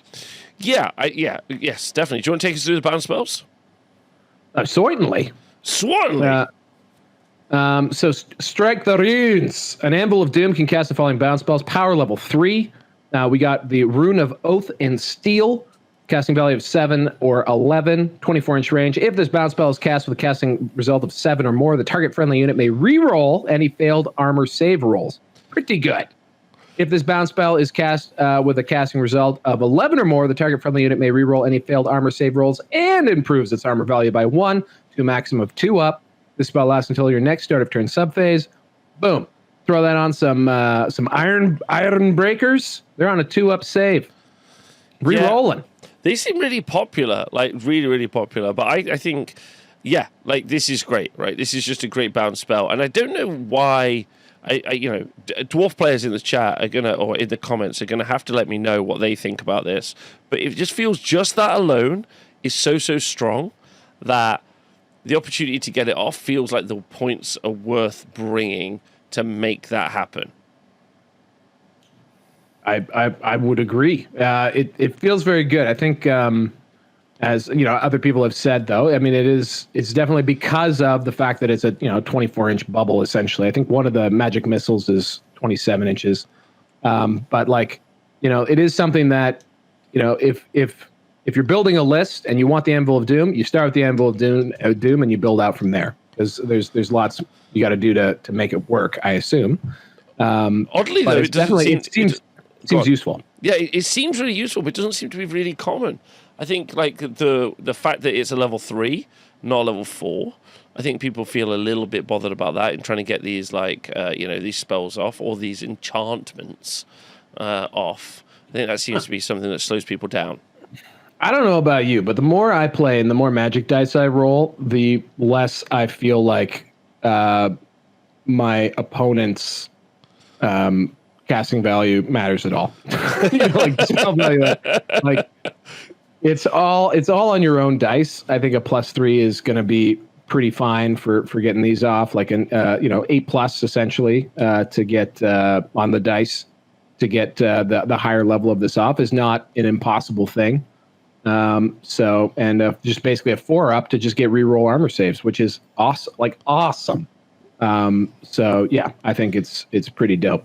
Yeah, I really like that. The next one is Rune of Hearth and Home. Until your next start of turn subphase, all friendly dwarf units within 21 inches of the Anvil of Doom gain immune to psychology. I don't think that's wildly good, like as a reason to bring it, but it doesn't hurt, right? Yeah, I mean, you're getting all of these things regardless. So maybe there's an edge case where you're like debuffed to all hell and being immune to psych would be great. I don't know, but yeah, with a base leadership of 9, probably sitting pretty. Yeah, I mean, again, it's not hurting anybody. You just may not use it very much. Next one is I feel great. Rune of Haste and Urgency, casting value 10. Conveyance, range of 24 inches, and if the target friendly unit is not fleeing and already moved during this movement phase, it may immediately move again. That feels very good. Like for our incredibly slow army to get into the right position, right? And yes, absolutely. And as we'll see, there's lots of stuff with drilled. So, you could marching column up 9, use the Rune of Haste and Urgency, reform down to, into a combat formation because maybe you're a little more danger close. Maybe you reform into, a wider line because dwarves actually, if there's a Linehammer faction, maybe dwarves are it. So that gives you the ability to both move far and be ready to take a charge rather than being stuck in a marching column and taking a charge. That could get you 15 inches downrange, which is miles for a dwarf. Yeah, that's really fun.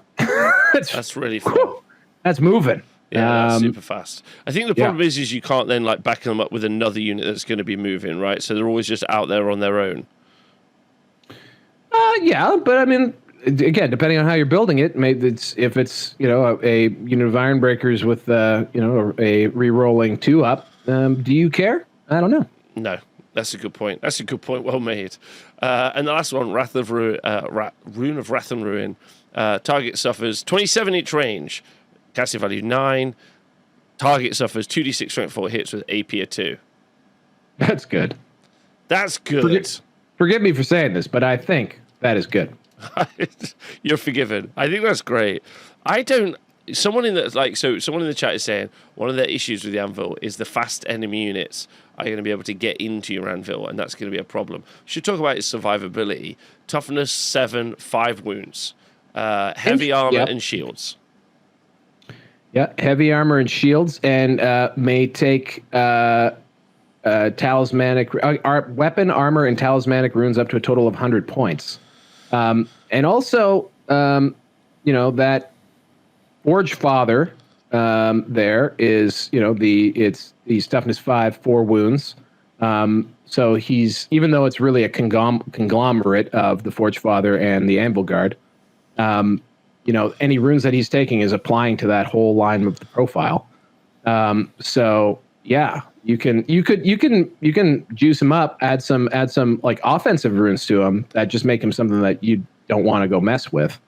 And 5 attacks. Like it's not a pushover here. Like this profile is in line with it's even, I'd say it's probably, I think it's better than a Thane. Yeah, definitely. So like he's not this unit's not a pushover, but yes, it would lose a lot of its benefit just by being booped. Yeah, but the thing is though, like you can't just boop it with anything because, even if you tie it up or whatever, it's got a chance. It's going to have the ability to fight its way out of a scenario. You're also going to be going past a lot of blocks of dwarfs to get there, right? Yep, exactly. And again, if you're starting, sort of going outside in on a dwarf army, and you're starting with the Anvil of Doom as your move number 1, you're thinking about that. You're thinking about how you're going to protect his flanks, how you're going to stop it from getting interfered with immediately. Is it limited to? It's. I assume this is limited to 1 per army list. Yeah, that's too bad. There might be one. It might be 1 per 1,000. Like genuinely, I think it's just 1. Let's just double check. It is 1 Anvil of Doom per 1,000. You could have double. You could go double doom. I wonder if anyone's ever double doomed. I wonder if anyone has double doomed. That's a great question. Is it like are we crazy? Because I mean that's a double doom. What is the situation with that? Because you'd be able to spread out your dispel bubbles a little bit better. You'd have two magic missile spells. You'd be able to move. You'd be able to hustle or reposition 2 different units. You'd be able to get re-rolling armor save twice. I mean, 2 sounds almost twice as good as 1. I don't hate the idea of double doom. I'm going to think about that later. How much is like 2d6? Only the best ideas for you, Square Base listeners. Yeah. I have no idea if that's at all an idea. I'm not sure if it would be, but it's also like pretty funny. Like, I mean, the 2d6 strength 4 hits with AP 2 shot is pretty great range. The 27-inch range, that ain't bad. And again, like if we're although I guess this thing doesn't have large target, so you do have to be able to see what you're shooting at. That's true. So that's one thing. But I assume it's 360 degrees of vision. What's the this thing? It's a circle, so it's got to have a 360. I think it does have 360. Unbreakable as well. It's just staying there. That's a war machine. It's a war machine. It's a skirmisher. Yeah. Okay, because they used to be 1 per 2k. Maybe we've just come up with something and no one's ever thought that through. They're like, what about 2 dooms? What about double? Like, you're a dwarf player. Be a double anvil guy. Ring the anvil, guys. Ring it up. Well, I guess we gotta boot this up in the old. It's worth testing. It's worth testing. It's worth testing. Also, hop in the comments and tell us why that's a horrible idea. I assume it has something to do with wanting to bring something else in your list in addition to it. But I mean, again, what did we say? 235 for it? 235. 235 ain't bad. I'm just saying, like, what is the price of a war machine? And then you just take that off the price because that bound spell is basically being your war machine for you, which isn't bad. I mean, I would say that bound spell is definitely on par with an organ gun. I would agree. I mean, it's strength 4, not 5, but like it's. You motherfucker! Are you saying 3 Anvil of Dooms? Is that what you're saying? Can do 3. Can we do 3 Anvils of Doom? 235. Well, no, but it's 0 to 1 per 1,000. Oh right? yeah, you're right. You saying play 3,000 points? Okay, all right, I'm in. We still come up with the square-based Excel format, which I think would be fun. I'm in. Okay, so next up we're going to do Dwarf Runesmiths. Mm-hmm. Now, the big deal for these guys is Forge Fire, I think. If this character joins the unit, it will gain the Armor Bane 2 and Flaming Attack special rules. Should this character leave a unit, as joined for any reason, that unit loses special rules. So that feels like, we've got heavy armor, could go up to full plate. It's toughness 5. 3 attacks each, leadership 9, so it doesn't have that big leadership bubble, but does make your army, which is going to do most of its output through like combat shooting, have armor bane 2, and that is wild. That's a wild number to have. And magic res 2. So like most units are magic res 1. Like that's pretty good. Gives you the ability to dispel as well. I mean, only a level 2, but still something. Yeah. So this guy feels like a very, very useful little piece. Do they both get the full? Do they both get like the full Forge Fire? How do you mean? It's like a Runesmith. Does Runesmith get all of those rules too for 65 points? Yeah, Runesmith also gets that. Yeah. But I assume he dispels on. I assume he's like a level 1. He's level 1. Okay, cool. I mean, really, like what you're basically saying is a 65-point upgrade to a unit for it to have armor bane 2. Is what you like, and then a cheeky just opportunity to be a level 1, I guess. Like, like and magic resistance too, and he can pack, and he can pack 3 dispel scrolls. Yeah, you could be pretty gnarly with that, I guess the problem is when you do get into combat, he just gets targeted out and just gets whacked. Well, I mean, you can just refuse the challenge. What about I just make him toughness 10? That sounds good. We found the case for it. There you go. Okay. T10 Rune Lord. You heard it here first. The Double Doom toughness 10 Rune Lord. Only the best ideas here. All right. So that's the Runesmiths. The reason you're bringing them is because of the ability to upgrade those units, and I think that's pretty key, right? Like, because now you're really. That's what I mean about the king. What does the king bring? I think he brings hatred for the hammerers against characters. That's what he brings. That's why you're using it. Oh no, the Slayers. So you got the 2 types of Slayers: Demon Slayer and Dragon Slayer, with only 4 attacks each at strength 4. They do have Slayer of Demons Unbreakable, and then Slayer of Dragons and Unbreakable. Slayer of Demons is when this character makes it to wound roll, the 4+ is always successful regardless of target's toughness. And then if you're fighting against an enemy model with Warp Spawned, whose troop type is also Behemoth, it has a multiple wounds D3. But if you do Dragons and its target makes it to wound roll, 4+ is always successful. In addition, each unsafe wound inflicted by this character against an enemy model whose troop type is Behemoth has the multiple wounds D3 special rule. So I can see Slayer. Sorry, go on after you. Oh no, I didn't mean to interrupt there at all. I was just gonna say it was. I misread that the first time I looked at it, which is it's Warp Spawned or Behemoth. So it doesn't have to be Warp Spawned to get the D3 wounds, which is nice. Oh really? I think that's what I read. An enemy model with Warp Spawn special rule, or whose troop type. Oh, nice. That's not so bad. I always get confused too. Which one's bigger, the demon or the dragon? Who's the higher of the two? Oh, the Demon Slayer. So I guess you get a bonus. So you're paying for a Demon Slayer. You're more likely and obviously very commonly going to run into behemoths. So it feels like you can just cheap out on the Dragon Slayer. But then you go from 4 attacks to 3 attacks. You go from weapon skill 7 to weapon skill 6. Same strength, obviously. Initiative 5 down to initiative 4. So you kind of end up in a weaker position. But I think ultimately the fact that this guy's completely fucking naked, right? Yeah. It just dies to anything. Like, I think all of the Slayer models and ideas are cute, but I just don't see them seeing play until we see some Arcane Journal stuff. That's what I think. Yeah, absolutely. I think Arcane Journal is going to have some cool stuff. Hopefully, maybe even some Slayer specific runes. Yeah, let's go. Maybe. And obviously, Young Grim is a fine Slayer Lord. Yeah. Yeah, we'll have to see. And then what does Slayer of Dragons do differently than the Slayer of Demons? Just out of curiosity. It's the same thing. It just doesn't have the if you've got the warp spawned keyword upgrade. So I mean, like, if you want like a cheap pain in the ass model, Slayer of the Dragon Slayer seems like not a bad thing to throw into someone's flank. Yeah, I don't hate him just hanging around near our 2 Anvils of Doom in case someone runs over. Right. And we want to do something. Yeah, like, he's cheap enough. He's 70 points, right? But he just gets, I don't know if he just gets nuked by literally anything. Like, a Pillar of Fire just goes over him and is like, you're dead now, sucker. You're like, oh. Well, it'll be 6s to wound him. Okay, all right. So you wouldn't automatically be dead, but they'd have to roll somewhat well at least. Yeah, you're right. You're right. I just think the fact he's naked. Like, as much Yeah, as no, I love I being get naked. you, I get you. I mean, I love being naked, but being naked at war, I don't think the smartest plan.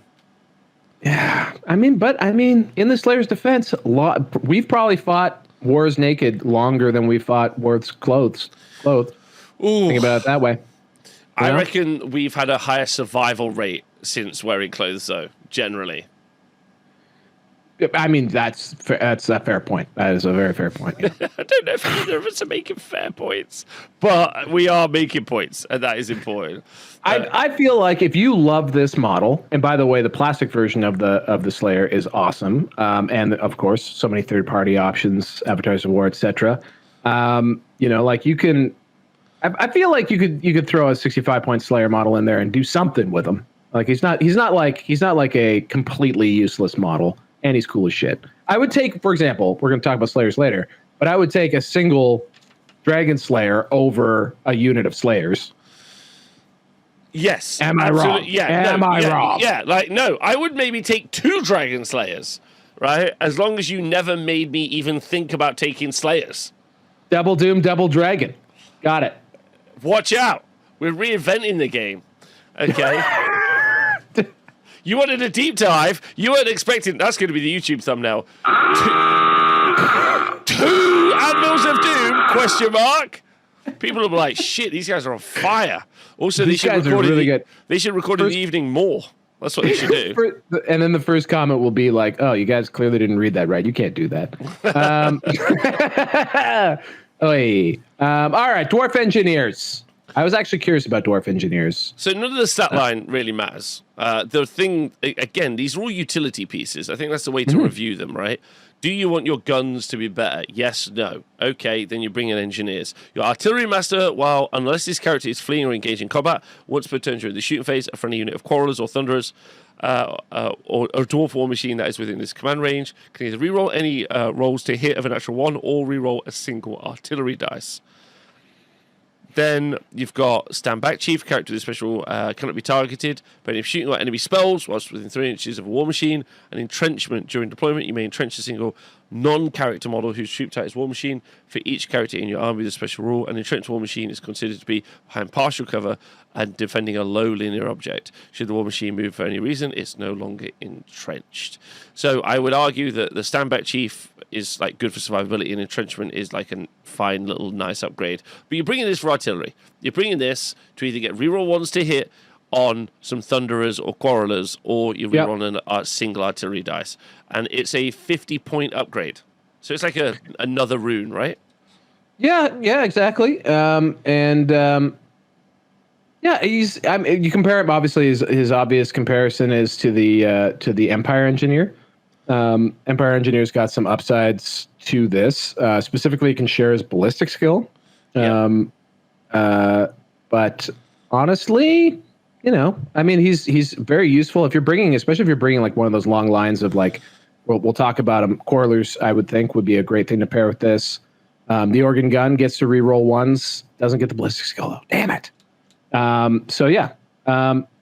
It seems good. It would be great if you could put a troll hammer torpedo on this guy, but alas, you cannot.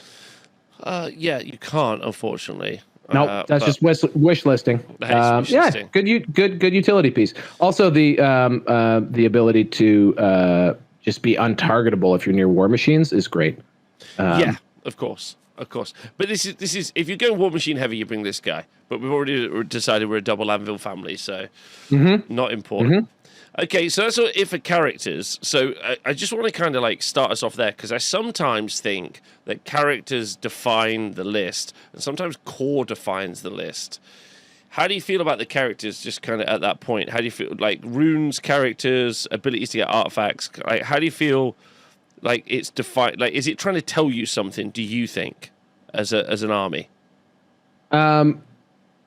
Yeah, I'm not gonna lie. I really like the selection of characters that they have. You have 2 great combat lord and hero options in the King and the Thane, who can be upgraded to be anything you want, tanky, killy, however you want to slice it. And then the Anvil sure seems pretty awesome, and maybe even 2 times awesome. And then the Runesmith, the Engineer, maybe even the Dragon Slayer. They all seem to have places in the army, and also can be what's the word? Force multipliers. I think the Rune Lord, stashed, a Rune Lord and an Engineer in a unit of Quarrellers. That's pretty gnarly. So yeah, I think they're pretty cheap. Those 2 guys, they're pretty cheap. 65 points or 60 points, whatever it was. Yeah, I agree with you. I think all of them cheap upgrades actually feels really really beneficial. But you're racking up points as well. Yeah. But like you said, it's they're basically rune. They're runes for an entire unit, right? So you're getting value, which is good to see. I agree. First unit we're going to look at for core is those goddamn Dwarf Warriors. Dwarf Warriors 8 points per model. They start out with Dwarf Warriors. They start out with heavy armor and they can take shields. So you get yourself an okay 4-ups armor save if you wanted to. If you didn't want to and you wanted to go great weapons, it's only going to cost you a point to add that on, and then they're going to go from strength 3, which I do not understand, strength 3 to strength 5 for these guys at 8 points a model. And then you could have obviously a full command. You can have drilled for 1 unit, veteran for 1 unit, and take standards up to 50 points. They've got innate magic res 1, shield wall as well, if you want to go down that route, and then resolute. This feels like a unit designed to be an anvil, not a unit designed to be a hammer. Yeah, certainly. And it's obviously goes into your core selection, so you got to spend somewhere. But I can see why these guys maybe aren't the first thing people reach for. Rangers being that thing. Maybe something cheap and cheerful with shields would be resilient enough to hang in there long enough for something more impactful to come around and kick some ass. I don't know. I think one of the unique things about Old World is if a unit doesn't have a job, I don't know why I'm taking it to do nothing. I think a lot of people say things like, "I'll just take a block of Dwarf Warriors," and I'm like, "What is their job?" And they're like, "Yeah, they're there. They're monsters. They're dwarfs." And you're like, "I don't know what their job is." And if they don't have a job, I don't know why they're in the list. So if you're going to build an anvil, I feel like you're going to commit to runes of battle, additional pluses and all those other things, but I just don't know if they have a job, bud. You know what I mean? And I'm all for being relaxed, drinking beers and shooting guns, but these guys are drinking too many beers. Yeah, but maybe that's maybe they need to lay off the Bugmans. Yeah. But I don't know. I'm sure if you were desperate for it, you could find a way. But why do that when you could bring a king and have Longbeards? Yes. Do you want to talk me through Longbeards? Absolutely. So we got a better weapon skill. We got a better strength, toughness 4, initiative 2. Everything else is the same. These guys are 12 points instead of 8 points base. But for that, they already have veteran built in, which is cool. They've got Gromril weapons, which is also super cool. And they're venerable. What does venerable do these days? Venerable is, unless this unit is fleeing, friendly units within 6 inches of it can re-roll any failed panic tests. All right. Not as cool as it used to be. Unfortunately not. We got, obviously, you can do full command. Great weapons and shields are options here as well. And one of them per 1,000 points can have the drilled special rule. So I think these are just better Dwarf Warriors. Am I wrong? I think in just about every way. Yeah, they're 4 you get 1.5 Dwarf Warriors for each Longbeard. So there's that situation, but they get the extra. They get, like you say, the extra pip of strength, which I think is important. Weapon skill 5 is not anything to sniff at. Weapon skill 5 is really legit. They're still on a 4-up save. What's their job in the list? Do you think? Do you think these are just a better anvil? What do you think? Well, I think the anvil is the best anvil, in my opinion. Good but jobs again, probably. Yeah, taking a punch but not really. It's not going to be the best at taking. Although, I don't know. As far as just like being a unit, like this is a pretty good unit. Like, what's a Chaos Warrior like these days? You know what I mean? Like this is literally a Chaos Warrior stat line, with the exception of the initiative and the movement. Chaos Warriors plus those movement. two things are pretty significantly important, I suppose. Now that you mention it. But again, I think in both of these cases, one of their purposes is obviously taking up core. So you don't mind maybe spending a little bit more per model to get higher quality if that's where you're taking them. Yeah, that's a good point. I think the fact that you're having to take some points where you're spending them, but I think we can move past it, because again, these an Anvil. I'm not sure if they are. And then they're like, an Anvil's job is just take punishment, and I don't really. I think armor tanking in this game might feel a little redundant, to be honest, versus being able to do like wound tanking, like like a block of night goblins is a good example, or some skeletons or something. They can all generally wound tank quite nicely. I don't know if I want to spend 12 points a model just to get hit. Yeah, I mean, but they are hitting. Like, I mean, if they have great weapons, they're strength 6. They limited to one attack, but yeah, I don't know. Again, like we gotta fill the core with something. So. That's true. So if you're bringing a king, it's certainly a reasonable option. Definitely. Quarrellers and Thunderers next. Oh, this is going to divide the world. Definitely. So they're identical stat lines, but Thunderers are 10 points, and then Quarrellers are 9 points. With the exception of that, the ballistic skill is the same, which is the important stat. They're the same as a warrior, where they're strength 3, toughness 4, and they can all have heavy armor, all have shields, all have great weapons. So you can kind of build them into this duality unit, or a hybrid unit, as I like to call it. So you can do both one or two things with them. I just think the ballistic skill shooting is just pretty weak sauce. Shooting a long range, so you hit on 4's base, they shoot a long range 5s. You do any sort of movement, it's already 6s. So that feels like a weakness. But if I was going to take something, I'd maybe take crossbows over handguns. You get AP on the handguns, but shorter range, long range on the crossbows. I think I'm pretty sure the crossbow still has armor bane 1 at least. Okay. And you can. This is a good place you can fire one of those runesmiths into for either one of them to just give them pretty nasty armor bane. Can both of them take great weapons? That used to be a thing only Quarrellers could do. Yeah, both of them could take great weapons. Yeah, that's cool. But I don't know. I think for what it's worth, I think the range of the I think the range of the crossbow is better than the extra AP of the handgun. That's the way I felt in 8th edition. I don't know if there's a reason to think otherwise now. And also, this is a good duality unit. It can fight if it's got the great weapons, and it can sort of shoot. That's another benefit of having longer range. Also, is 15-inch short range instead of a 12-inch short range. So that's nice. I think, let's not beat around the bush. Let's just jump straight to Rangers and just see why they're better. Yeah, because Rangers are 1 point more expensive than Thunderers, 2 points more expensive than Quarrellers. Still heavy armor, so same stat line, strength 3, toughness 4. So they're basically the same, but the ballistic skill is +1, and they're equipped with crossbows. So you're just having a better unit. They have got skirmishes, so they're more survivable against stuff shooting them back. They've got the magic res, like you said. They move through cover, which actually I think is a big deal. I was actually talking about that this morning. All of the forests in the world, no idea who decided that, being dangerous,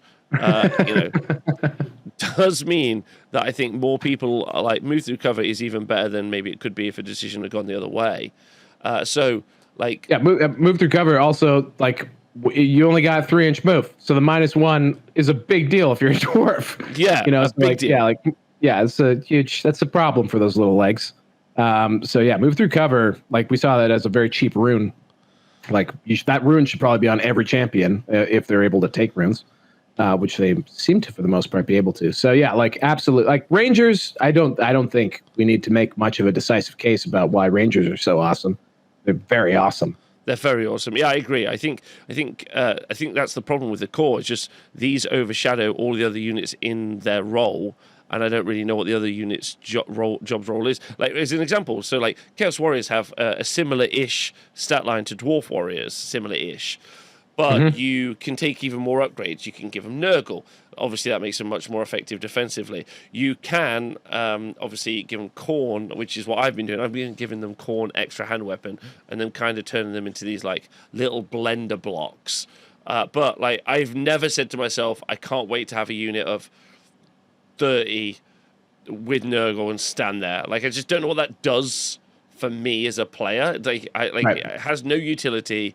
There's no objectives to hold. Just getting hit seems silly. I don't know what it does. So, like, I think Rangers just fulfill the role of actually achieving something in your list, which I think is really key. And so, yeah, that's what I personally would take. Yeah, and I think every dwarf player on the planet currently agrees with you. I don't think there's anyone who's not filling out a good chunk of their core with Rangers. And they're also just badasses, man. They're super cool, and like they're very, very fun. They've got move through cover, and they've got scouts as well. So scouts is also pretty big. I mean, scouts too. I mean, if we're double dooming, just they don't have to deploy in the opponent's deployment zone or anything, but they could deploy a few inches in front of those anvils. We're just making a list as we go here. I make a deployment in front of those anvils, and you got a little screening unit, which is great. Yeah, man, Rangers. There's no doubt how awesome they are. My question would be: is it worth kitting them out with great weapons? I want them to have the giant axes on their backs, but I don't know. I don't know if that's something that's actually worth digging into. No, I don't think so, because I don't know the situation. I think, like, I guess it depends on the size of the unit that you're going for, right? Like, are you all committing all the time? There's still one attack each. There's still initiative 2. I guess there'll be initiative 4 on the charge. It feels like their job is to just ping away at shots. Like, they're your good shooting unit that you can put into any. Like, you can either you can put where you need to put them. I feel like that's their job. If they get hit, whatever's charging them is going to strike before them anyway. So I guess maybe you give. No, I don't think you give them great weapons. I don't think so. I guess I don't think I usually see them with them. I think they're usually used mostly in their shooting capacity. Do they have grumble weapons? They do not. Okay, cool. Yeah, that's the sad news. Okay, so we're moving out of core now. I'm pretty certain we're moving out of core. Let me just do a double check. Well, Rangers, yeah, are only one unit of core, but yeah. Yeah. Dwarf Warriors, Quarrellers, Thunderers. So moving out of core, moving into Longbeards now. Not Longbeards, we've done Longbeards, sorry. We're moving into our specials. And our specials are so good. I think this is the star unit of the dwarf roster, right? Hammerers. 1 attack each, but they're strength 4, weapon skill 5, equipped with heavy armor. The whole unit can be, and leadership 9 base, 16 points per model. They can take shields if they want to go for shields. Just go for a 4-up save. And then you can have drilled, you can have veteran, you can have 75 points worth of standards. And then you can have weapon runes on the champ, talismanic runes. And they've got the Royal Guard special rule, stubborn as well, but we'll do that first. Your army may include 1 unit of hammerers for every king or thane it includes. Any model in a unit of hammerers that has been joined by a king or a thane can issue and accept challenges in the same manner as a character, which I think is quite spicy for like accepting the damage from like a big combat unit like a dragon, taking that static loss, then just for bygoing, and then just being like, cool, let's just continue on. Accept the next challenge. That feels like that's really good. And the next one, Stoic Defenders, is during a turn in which it was charged by an enemy model. This special rule gains a +1 modifier to its initiative and attacks characteristic. So, oddly, it's a unit that wants to be charged. And then their great hammers are super unique. Their strength +2, -2, armor bane 2. So, like a great weapon, magical attacks require 2 hands, but do not. Require 2 hands. Yeah. Well, they do not cause you to strike last. Yes, exactly. Yeah, that is significantly awesome. And armor bane too, which is pretty wild. Armor Bane stacks, or does it? Armor Bane does stack. So you could throw a Rune Lord in with the hammers, and they got Armor Bane 4, negative, like a little -6 when you spike to 6. I love these guys, and then I think this is the obvious choice for this unit all the time is the rune that you put on this unit so that your opponent doesn't get its initiative bonuses when it charges you. Feels like the one that I see more often than not, because these guys are initiative 3. Yeah, they're initiative 3. I mean that standard. I guess you could put it on the unit, but also you might want to consider this is a great one for the 5-up ward runic banner as well, because they don't have the best arm. They're not the best armored. No. They can take shields. They can take shields. I just wouldn't use them in combat because they're two-handed. Yeah. Yeah, so you can have a 4-up, 5-up without needing to roll it. Like you don't have to cast a spell or do anything to upgrade them. Yeah, like you got to spend some points. So you can go for an absolute killer unit, but they are expensive. 16 points a model is spenny, and they are slow as balls. And conditional on being charged to get a lot of what makes them hot, which to me, like, I think that's one of the things about dwarves is you can just become a bit of a hedgehog. So, like, yes, you have these units that are, like not very maneuverable, but there are also things that you don't necessarily want to charge, like what you were saying, like putting the rune of hesitation on them would seem like a decent idea. It makes it a real bad gamble to go in there. And if you've invested a lot of points into the unit, then you're presenting the opponent with a question, because obviously if a lot of your points are in some big units, they have to deal with them, or else they're just not going to score. So yeah, you can force some interesting decision points with hammerers. Yeah, I don't know why people don't just max out hammerers, right? Like, if we do get one of our anvils off, we can have a reroll save, +1 to our save, reroll save. Like, that feels pretty nice. Like, we could be on a 4-up, 3-up, re-rolling. That's very, very 5-up ward save. A 3-up rerollable armor save with a 5-up ward save feels like it should take on the earth, I would argue. But it's all conditional on your opponent charging you.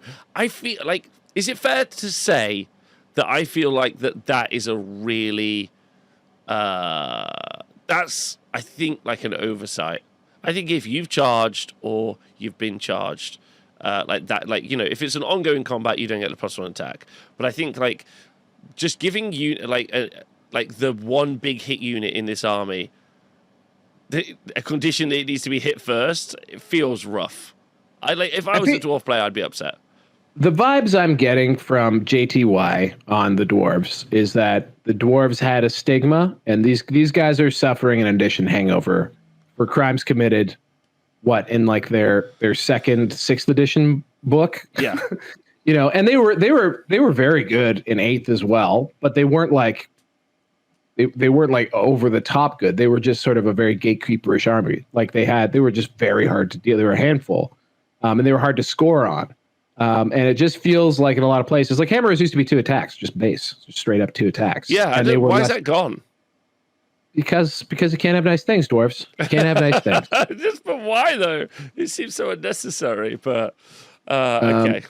So yeah, so like again, like just a unit that triggers the most off of being charged, especially if you double down on things by adding the rune of hesitation, then like you're just making it so that people are really just not going to want to charge you. Certainly not in your front arc. So will it ever get to do what it does best? Mm-hmm. Yeah, I don't know either. But this feels like a good unit as an option of something to just shove into your opponent and be like, I'm not touching you. I'm not touching you. Can't get mad. I'm not touching you. Just go up, and then they do the Braveheart, like just moon them thing. You just antagonize your opponents with it. For my money, for what it's worth, I think these are my guys. These are my guys. Ironbreakers. I'll take the other. Ironbreakers. Talk to me about them. Why are they your guys? because it feels like, as much as you've been not too impressed with the concept, it feels like dwarves are about getting punched in the mouth and like dramatically like looking at the blood on their finger and then be like, "That's all you got." That's what I feel like dwarves are about. And Ironbreakers obviously are a literal anvil unit to the hammer of the hammerers. These guys have they have, I guess I could tell you. Why don't I tell you? They have weapon skill 5, strength 4, toughness 4, everything else the same, 1 attack. They're 15 points each. However, full plate armor and shields, as well as they do have Gromroll. Yeah, they have Gromroll armor and Gromroll weapons. So that's immediately pretty good. So they're rerolling 1s on their armor saves, and they're a 3-up armor save base because they already have shields. Gromroll weapons give them a -1 AP on that strength 4. Not bad. No. You can obviously, you got all the command options, yeah, I mean they have the ability to take weapon runes. You take and runic standards as well, up to 50 points, and obviously can be drilled. I don't know. I feel like this unit just speaks to me from what dwarves want to do, whereas hammerers could go, like, if they were to lurch forward and be like, come on, man, come on. Your opponent might just be like, nah, I'm just gonna fireball you a bunch because your armor save isn't that good. These guys very realistically can be a 3-up fully rerolling. It can be a 2-up fully rerolling if you have an anvil behind you. There's runes that can help them out. They just feel good to me. You can give them a 5-up, obviously, with one of the runic standards. I don't know. These guys just feel like they're doing what dwarves are pushing you to, which is being very, very tanky, and could still probably give a punch. It's the giving the punch. I'm just not confident about. I think that's where I'm at. Like, that's put it. This is where a Thane or a King comes in. To give it that real combat ability. Just saying. Yeah, I guess like combat punches is where I feel this entire army lacks, which is just is devastating for like what she is basically. Basically a combat army with some okay guns, but like the King, for example, the King in that hammerers unit. Why would you ever charge him? Like you're not even going to trick yourself into thinking that you could front on that. But I'm not going to charge this either. I'm not going to charge this either. This one's going to be harder to shoot off. This one's going to be harder to deal with in other ways. Like combat might be your best option for dealing with a unit like this. So it just feels like hammerers are almost like too hot to touch, and that kind of detracts from them. Whereas Ironbreakers might be in a nice place where you have like a real beat stick like character in there, and you can make really good combat characters out of Kings and Thanes. It's a great place to put them in the Ironbreakers. All I'm saying. Yeah. Okay. I don't know. Right now, I'm feeling quite MSU based. It's kind of how I'm feeling right now. I've seen that a lot. Yeah, for sure. Like I think just because I don't know. I just feel like I'm just my low initiative. It's giving me real flashbacks to 8th edition. I'm that's where I'm at. I'm going MSU at the moment. What do runes of protection get you? So special ability runes of protection gives you 6 ward save against any wounds suffered that were not caused by a magical attack. Okay, which is fine. I don't think that's terrible. But the big hitters, maybe from the whole roster, Irondrakes. Yeah, this super. Yeah, Rangers and Irondrakes definitely. I would say would be the 1 and 2 things that I see the most of right now. Just flat out efficiency. They also have the rune of warding on this unit, so they got their toughness 4, like all of them, full plate armor. So they start with that 4-up armor save, which is super tasty. And then the Rune of Warding, a model of the special rules, a 5 ward save against any wounds suffered that were caused by an attack. That is the Flaming Attack special rule, which some of the most popular spells, Fireball, Pillar of Flame, all are flaming. So I think that is going to be, that's always going to come in. They're stubborn, and then they've just got that absolutely fantastic Drake gun, which is just super good. And then the Trollhammer Torpedo, which is 24-inch range, strength 8, AP 3, dwarf crafted flaming attacks, multiple wounds D3. And this thing is a nightmare. An absolute. It's not nice. It's not nice. It's not nice. Yeah, this is my get the enemy to charge towards you unit. I think this is what they're there for. Like I feel like I feel like 3 units of 5 has been just an auto include in lists. Yes. Since we've started to see them, they're just an auto include. Weapon ballistic skill 4. The Iron Wardens are 5, so he's super good. And then if we go down to that Trollhammer Torpedo. Let's just see. Dwarf crafted flaming attacks, multiple wounds D3. Things that it's not. Ponderous. Cumbersome. Neither of those things are applying here. So it can be done, at full ballistic skill when you stand and shoot, which is gnarly. These guys are great. They're going to be, like, I know when I see them, especially right now when I'm playing Empire, like, I learned in my second game that, this guy can punk a war machine on his own. Yes. Like the Trollhammer Torpedo, the strength 8, -3 AP, wounding on 2s, and then only has to roll a 5 up to just completely punk an opponent's war machine. And it's got a 4-up armor save, and there's essentially there's 5 wounds in the unit. I mean, this unit is the current war machine for dwarves, really. Yes, with ablative wounds, right? Like, it's easier to wound because they're already toughness 4, but you have a bunch of ablative wounds in the Irondrakes. And 4 Drake guns. Yeah, the Drake guns are good too.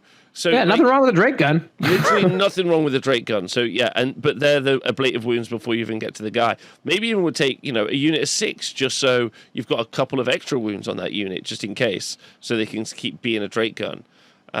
Which I think is super useful. So these are just so effective, and they're so much more. I feel like they're more effective than the war machines, right? Yeah, sure feels that way. I mean, a lot less goes wrong. Basically the downside they have is range. The troll, although 24 inches ain't nothing. Like 24 inches of range is pretty good. It's a real problem. A real problem. It's a BS5 shot versus not misfiring on 2 rolls of an artillery dice with a cannon. That's, I don't know, it feels good. And then could we just see Cinder Blast bombs for a second? Sure, they're 8-inch range, strength 5, AP1, flame attacks, quick shot. And then a unit hit by a Cinder Blast bomb suffers D6 plus 1 hits at strength 5, which is pretty nice. That feels pretty good, especially from a stand and shoot perspective. If the Trollhammer is not the best fit for the job, although they are fairly spendy. How much for the pleasure of having Cinder Blast bombs? Cinder Blast bombs? It doesn't say. I don't think. Where are the Cinder Blast? An Iron Warden may take Cinder Blast bombs plus 15. So it'd be another 30 points. I don't know if you necessarily take it, but could be useful if someone is looking to deal with them by charging. But again, with a stand and shoot, you probably don't want to charge this with a lot of the things that might want to go pick up, a little unit of 5 dudes. I don't think you want to at all. These guys are just absolute stellar units, and they really showcase, again, MSU, unit of Irondrakes. That's where you're at. You just don't have a counterpunch unit. That's the drama. Really think that's the drama. So miners, not kids. Workers, grafters, again an infantry unit. They're back to strength 3 when we get over to here, 12 points per model. These are our ambushers, and I think everyone but me in the world hates ambushing, but they can take a steam drill, and if they have the steam drill, unit of miners held in reserve that includes a prospect equipped with the steam drill can re-roll the d6 when rolling to determine if they're arriving on the battlefield. That basically takes it from a 4 up to a 3 up. That's what it does. And also not the worst combat weapon either. 2 attacks, strength 8, -3 AP. That ain't bad. So it's like a Trollhammer in combat. Pretty all right. Do they come stock with blasting charges, or you got to upgrade for blasting charges? Yeah, 2 points. Also, they're not that good. 6 inches, armor bane 1, flaming attacks, strength quick 3. Shot. Come on. Strength 3. Come on. It's neither blasting nor charging at strength 3. Heavy weapons, great armor, the ambush. I honestly feel like, again, MSU, a small unit, and then you're just trying to deliver the steam drill. That's what you're trying to do. like a delivery system for the steam drill feels very fun versus a beefed up unit. I don't know what a beefed up unit would even do. One attack each just doesn't feel good enough, like especially in the monstrous meta world. It's just not enough attacks. Maybe a big line of them, but then they're very susceptible to get hit by other stuff. Are they super survivable? I mean, 4-up save, they're fine. 5-up save, they're okay, but they're not that survivable, right? One benefit to them might be like if we do see with a new mission pack someday, something that's more like move around the table based. That might be a place where miners would be useful for dwarves because they can pop up on another board edge. I want these guys to be useful. I'm not gonna lie because they're just the coolest shit. So yeah, I think this is up there with a unit. This is one of those units that I just kind of might try and find a way to use them because they're just so cool. And also, army things that pop up behind you in Warhammer Fantasy, in a lot of cases anyway, tend to be a pain in the ass. The other downside maybe would be too that they got to cover a lot of ground after they actually get on the table because they don't have really anything ranged. That's a problem for them. So it's a genuine you might show up behind the arm and be like, aha! And then they just walk away from you and you're like, ow. God damn it. Yeah, I agree. I mean, depends if they've got some static emplacements, right? But that's what their job is. Again, that's why I think committing to it doesn't like miners. What? Double Doom. Double Doom doesn't like it. You're so right. Okay, so listen, we're going to talk about Slayers, and all we're going to say is no. Not yet. We're Nayslayers. We are Nayslayers. I'm so sorry. we are. We have to be, right? These are just awful. There's nothing about these that are good. I mean, no. Again, maybe in an MSU situation, like maybe I don't know. Dude, they're strength 3. The Giant Slayers, which you can upgrade. Can you upgrade? I think this is the one where you can take. Yeah, any number of models can be Giant Slayers for only +7 points. Only 19 points a model, but it does get you 2 attacks at strength 4, which is super rare in this combat army. 21 points per model if you give them a great weapon. Yeah, I'm just calling it. Slayer lovers, fight me. I'm not taking these. I'm not using these. I'm not taking these. I did this when I did the army overview. Nothing about this unit works. They've got no armor save. They just die. Like, anything that hits them will smoke them. They're slow. Their initiative is low. They're bad. They're a bad unit. They're bad. They're you bad. Feel bad. Yeah, I don't want you to feel bad. I feel shit that you might be like, Slayers is my jam, Rob. I'm like, I'm sorry, Ron Weasley, but they're shit. Okay, that's not my fault. All right, that's what I say. Gyrocopters, on the other hand. Oh, hey guys. Do you feel I was being OTT, by the way, on the Slayers? I don't want to come across that way. I think to play with Slayers, you have you must feel the Slayer. You probably need to go all in on Slayers, and also that's a really good one for Arcane Journal. So maybe Arcane Journal helps Slayers out. Lord knows all the dwarf little freaks will be excited to see anything that could help them out, make them a little more relevant. Can we back up for 1 second to the Slayers? Just go back to them for a minute. Sure. Can they bring a standard? Can they bring a standard? Yes, they can. can. The standard runes up to 50 points as well. Okay, maybe there's something in the standard selection that might help them. I don't know. Probably not. Off the top of my head, no, not at 50 points. I don't think so. I'm really sorry. I wish there was something. I just can't feel it myself. So, right, Gyrocopters. Gyrocopters, pretty decent, I think. 60 points for exactly what you want to spend 60 points on in an army. This unit has a role. One of the first units in the army to have a role. It move blocks. It can also do some shooting, but that's not what it's there for. It move blocks. And then you probably... go on, after you. No, yeah, move blocks, yeah. And then you're probably going to use the flame template over the other gun, so that you can just the steam gun, breath weapon, strength 3 AP1. That's a lot Yeah, to put over. let's look at those weapons. Okay, well, we're doing it. So you got the Steam Gun, which is a breath weapon, Strength 3, AP 1. Brimstone Gun, which is 18-inch range, Strength 5, AP 2. Dwarf Crafted, Flaming Attacks, multiple shots, D3 plus 1, and Quick Shot. Okay. And then the Clatter Gun is 24-inch range, Strength 4, AP 1, Armor Bane 1, Dwarf Crafted, Move and Shoot, multiple shots, D6. Yeah. I like the Steam Gun.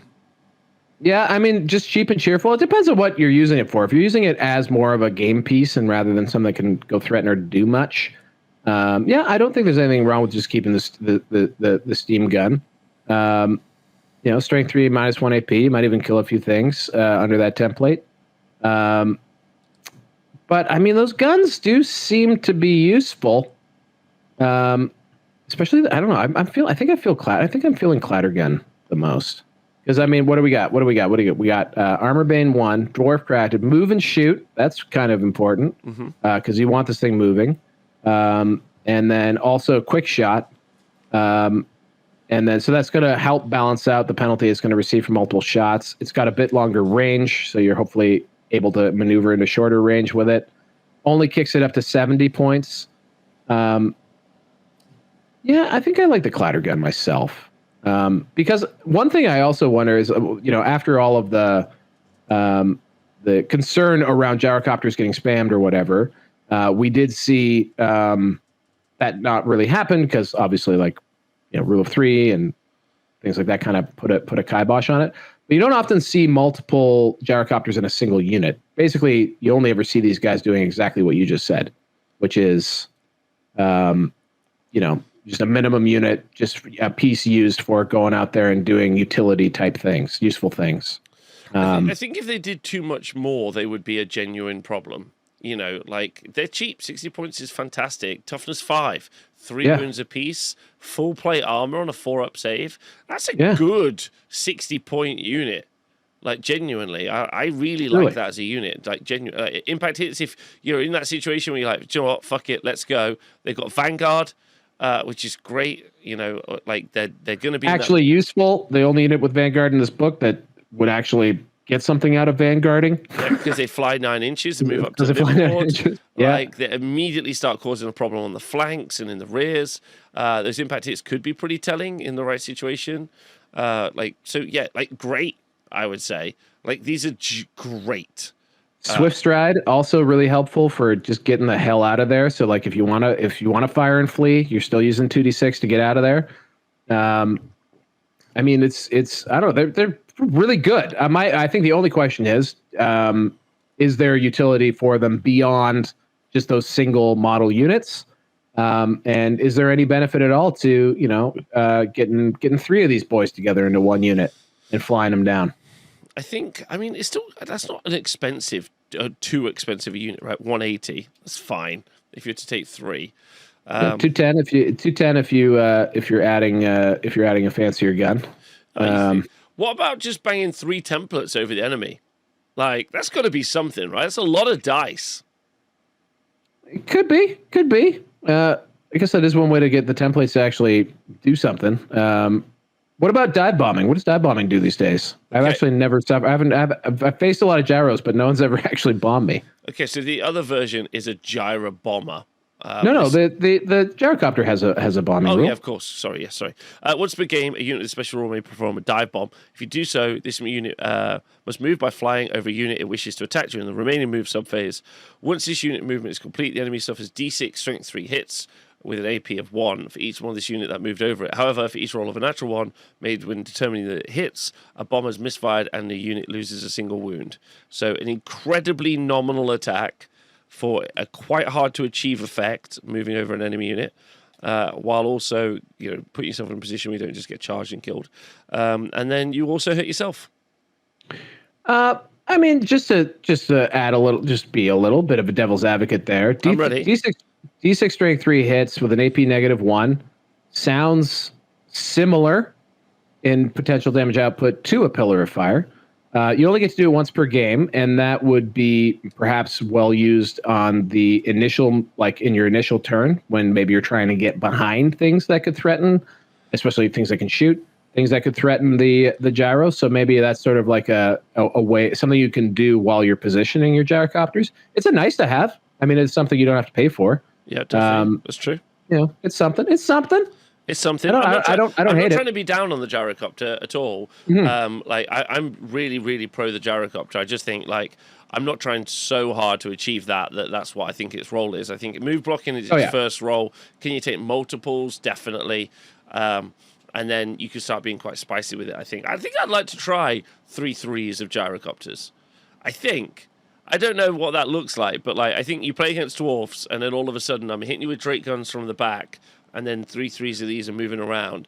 I think you immediately start to go, this is different to how I think to play against these, I think.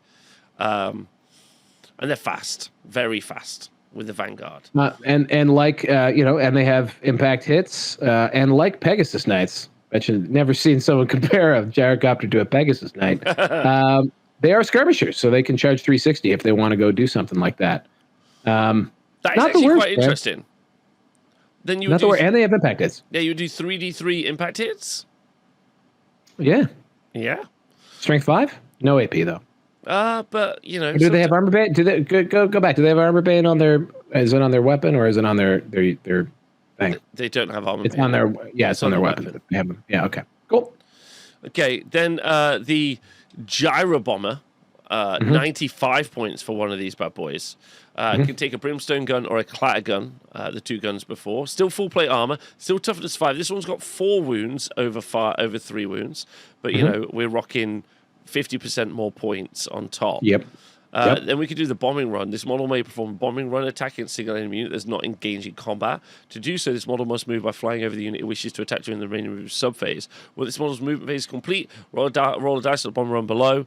1 premature demolition. This thing explode. This unit takes a wound. A dud is a 2. A solitary bomb is released but fails to detonate. The enemy unit loses a single wound. On a 3-4 direct hit, a cluster of bombs lands directly on target, and you place a large 5-inch blast template so that its central hole is directly over the center of the enemy unit. Once placed, the template will scatter d6 inches.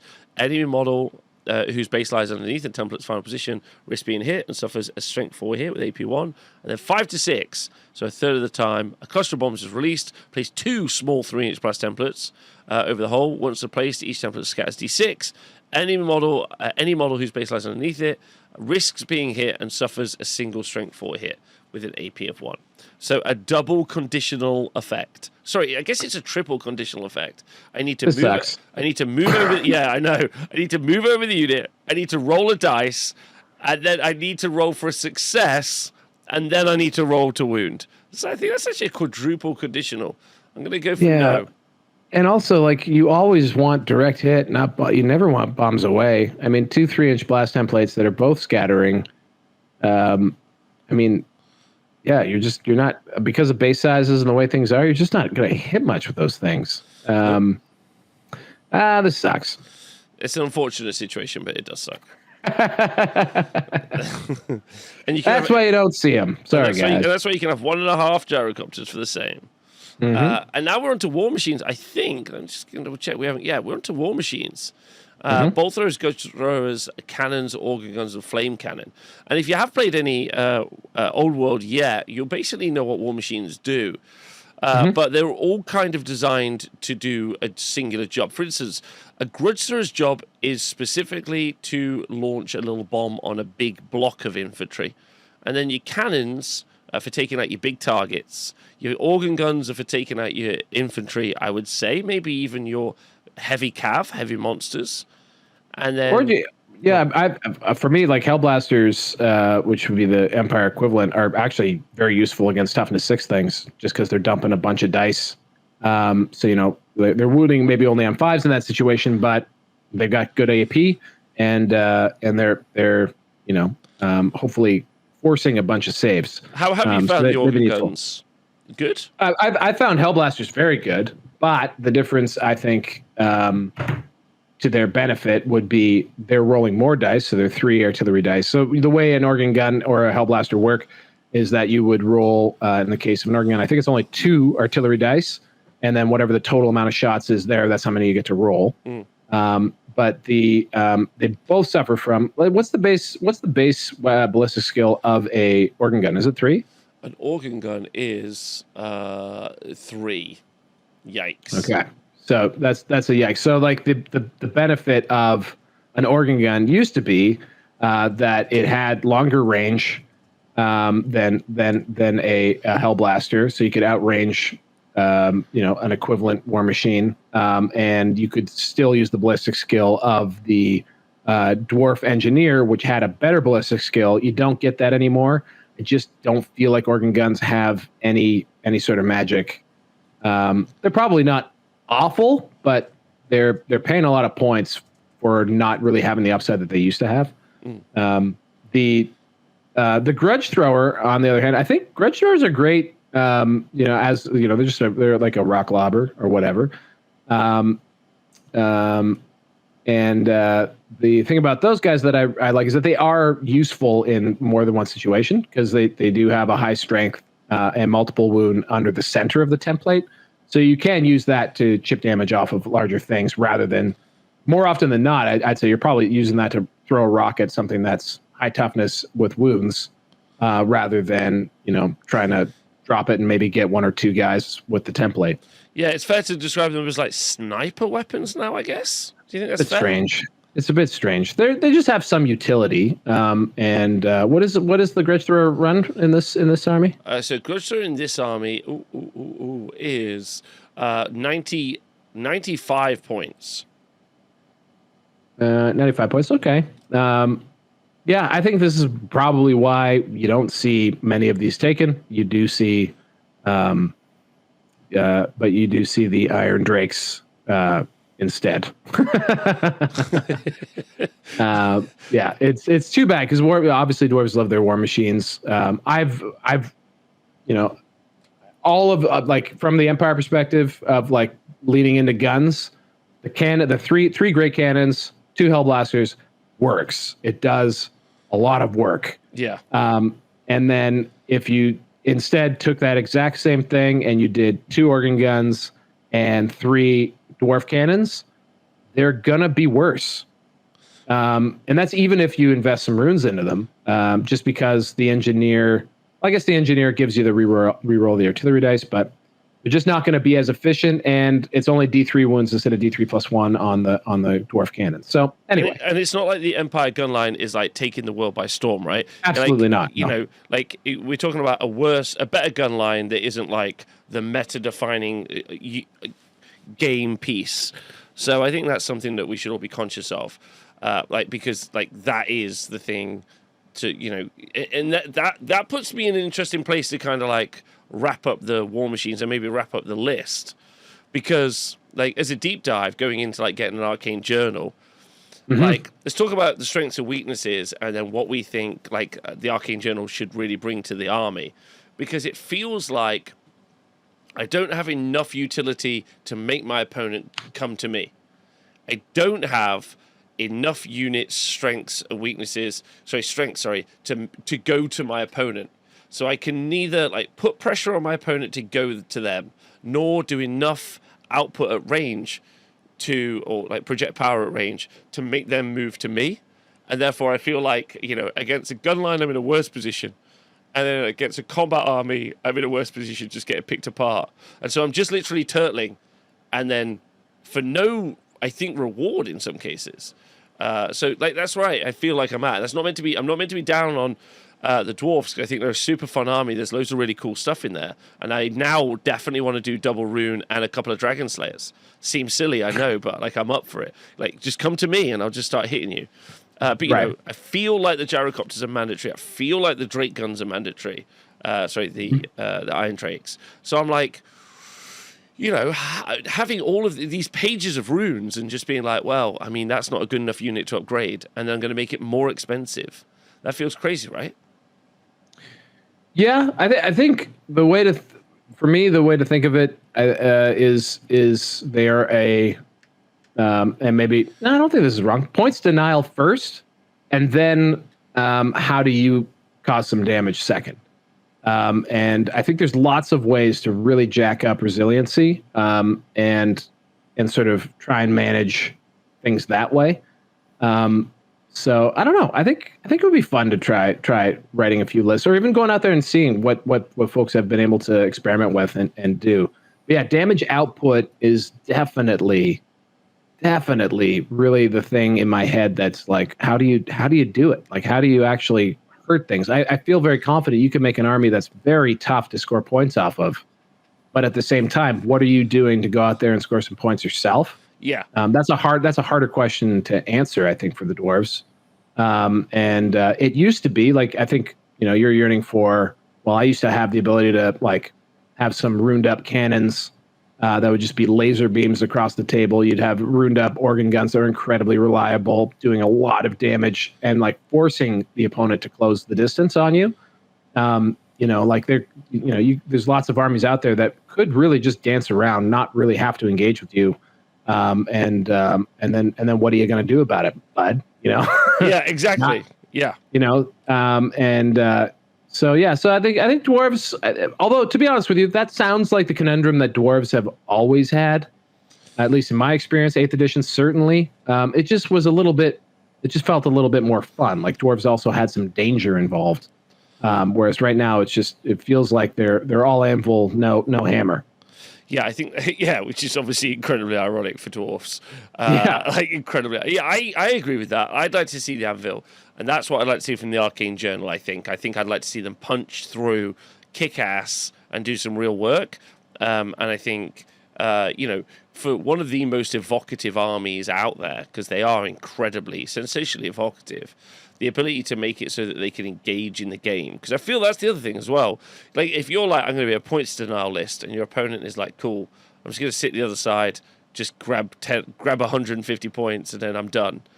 Then, like, you as the dwarf player are not having an engaging game. And that's what I'd like to see. That's it. I'm reading this, and I'm not getting any pizzazz. I'm saying to myself, right, 3x3 gyrocopters, do some fun stuff with that, make that interesting for myself. That's mobility, engagement, like dynamism. But the list isn't screaming dynamics. It's screaming stand and get hit in the face. And I'm not really inspired to play for 3 hours and get just hit in the face for 3 hours. Yeah, and I guess and maybe this is our lack of imagination. And I think there's definitely people are out there mixing it up. And actually, Richie does a great. I know Richie has a great interview out there about how he's approached his dwarves. Richie gets a lot of name checks on this podcast because he is a 3-time overall champion at TSN Arena. That's a pretty impressive run. Pretty impressive for a non-interactive. Like what the hell do you even do with this type of army? That is super impressive run. But yeah, I think. For one, reading through these, doing this deep dive makes me think to myself, there's got to be something cool you can do here, right? And like, there's definitely feels like in the characters, and in the two, I guess probably 3 or 4 really good infantry units that are there: Hammerers, Ironbreakers, Irondrakes, Rangers.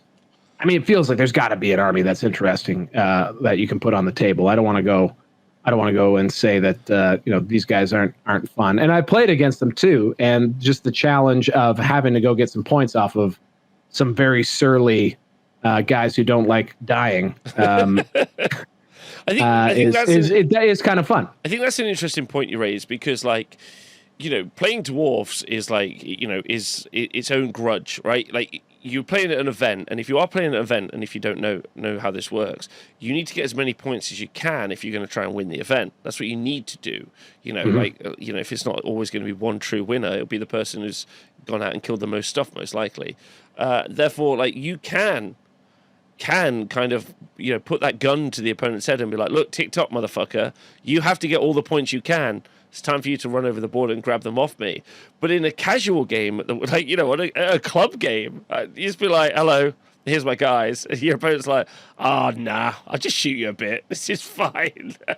But I mean, in a club game, more than likely, both opponents are going to run across the table, one side a little faster than the other. Yeah. And you'll at least get a fight, right? Yeah, fight.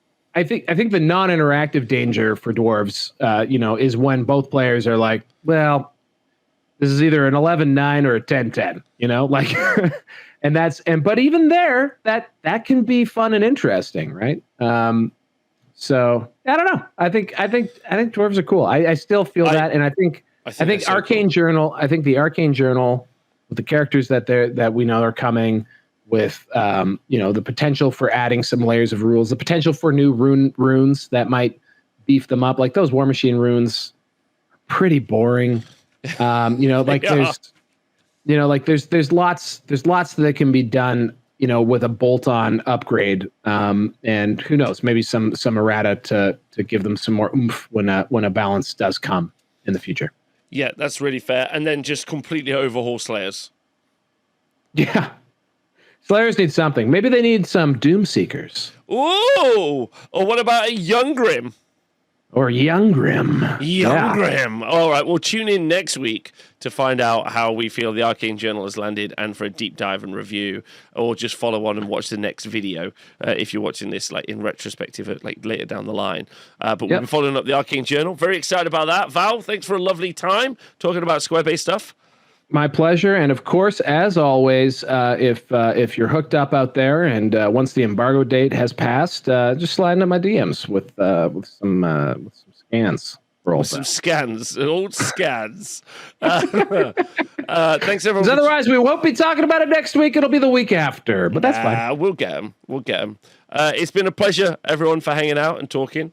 Thanks very much. And if you are enjoying Squarebase, do say Square Blessed, and do just hang out. And I want to thank everyone on the Squarebase Patreon who helped support us create this content, and also that incredibly, at this point, intimidatingly large server of people talking about the old world. Rabid. I want you to know that both show creators, I don't mind admitting this, are a little bit concerned about its size. I'm blissfully ignorant of how out of control it is at times. But I love wading in there. I'm making daily appearances. I'm scared. I'm not. Don't be scared. I'm just scared. hop into one of the faction channels that you love, and just make some friends there, and they'll protect you when you go into the general chats. It'll be all right. All right. Okay. All right. That's good. As the show creator and Discord owner, yeah, I'm scared. So, all right. I'm off. We're off. Loads of love. Thanks, everyone. See you soon.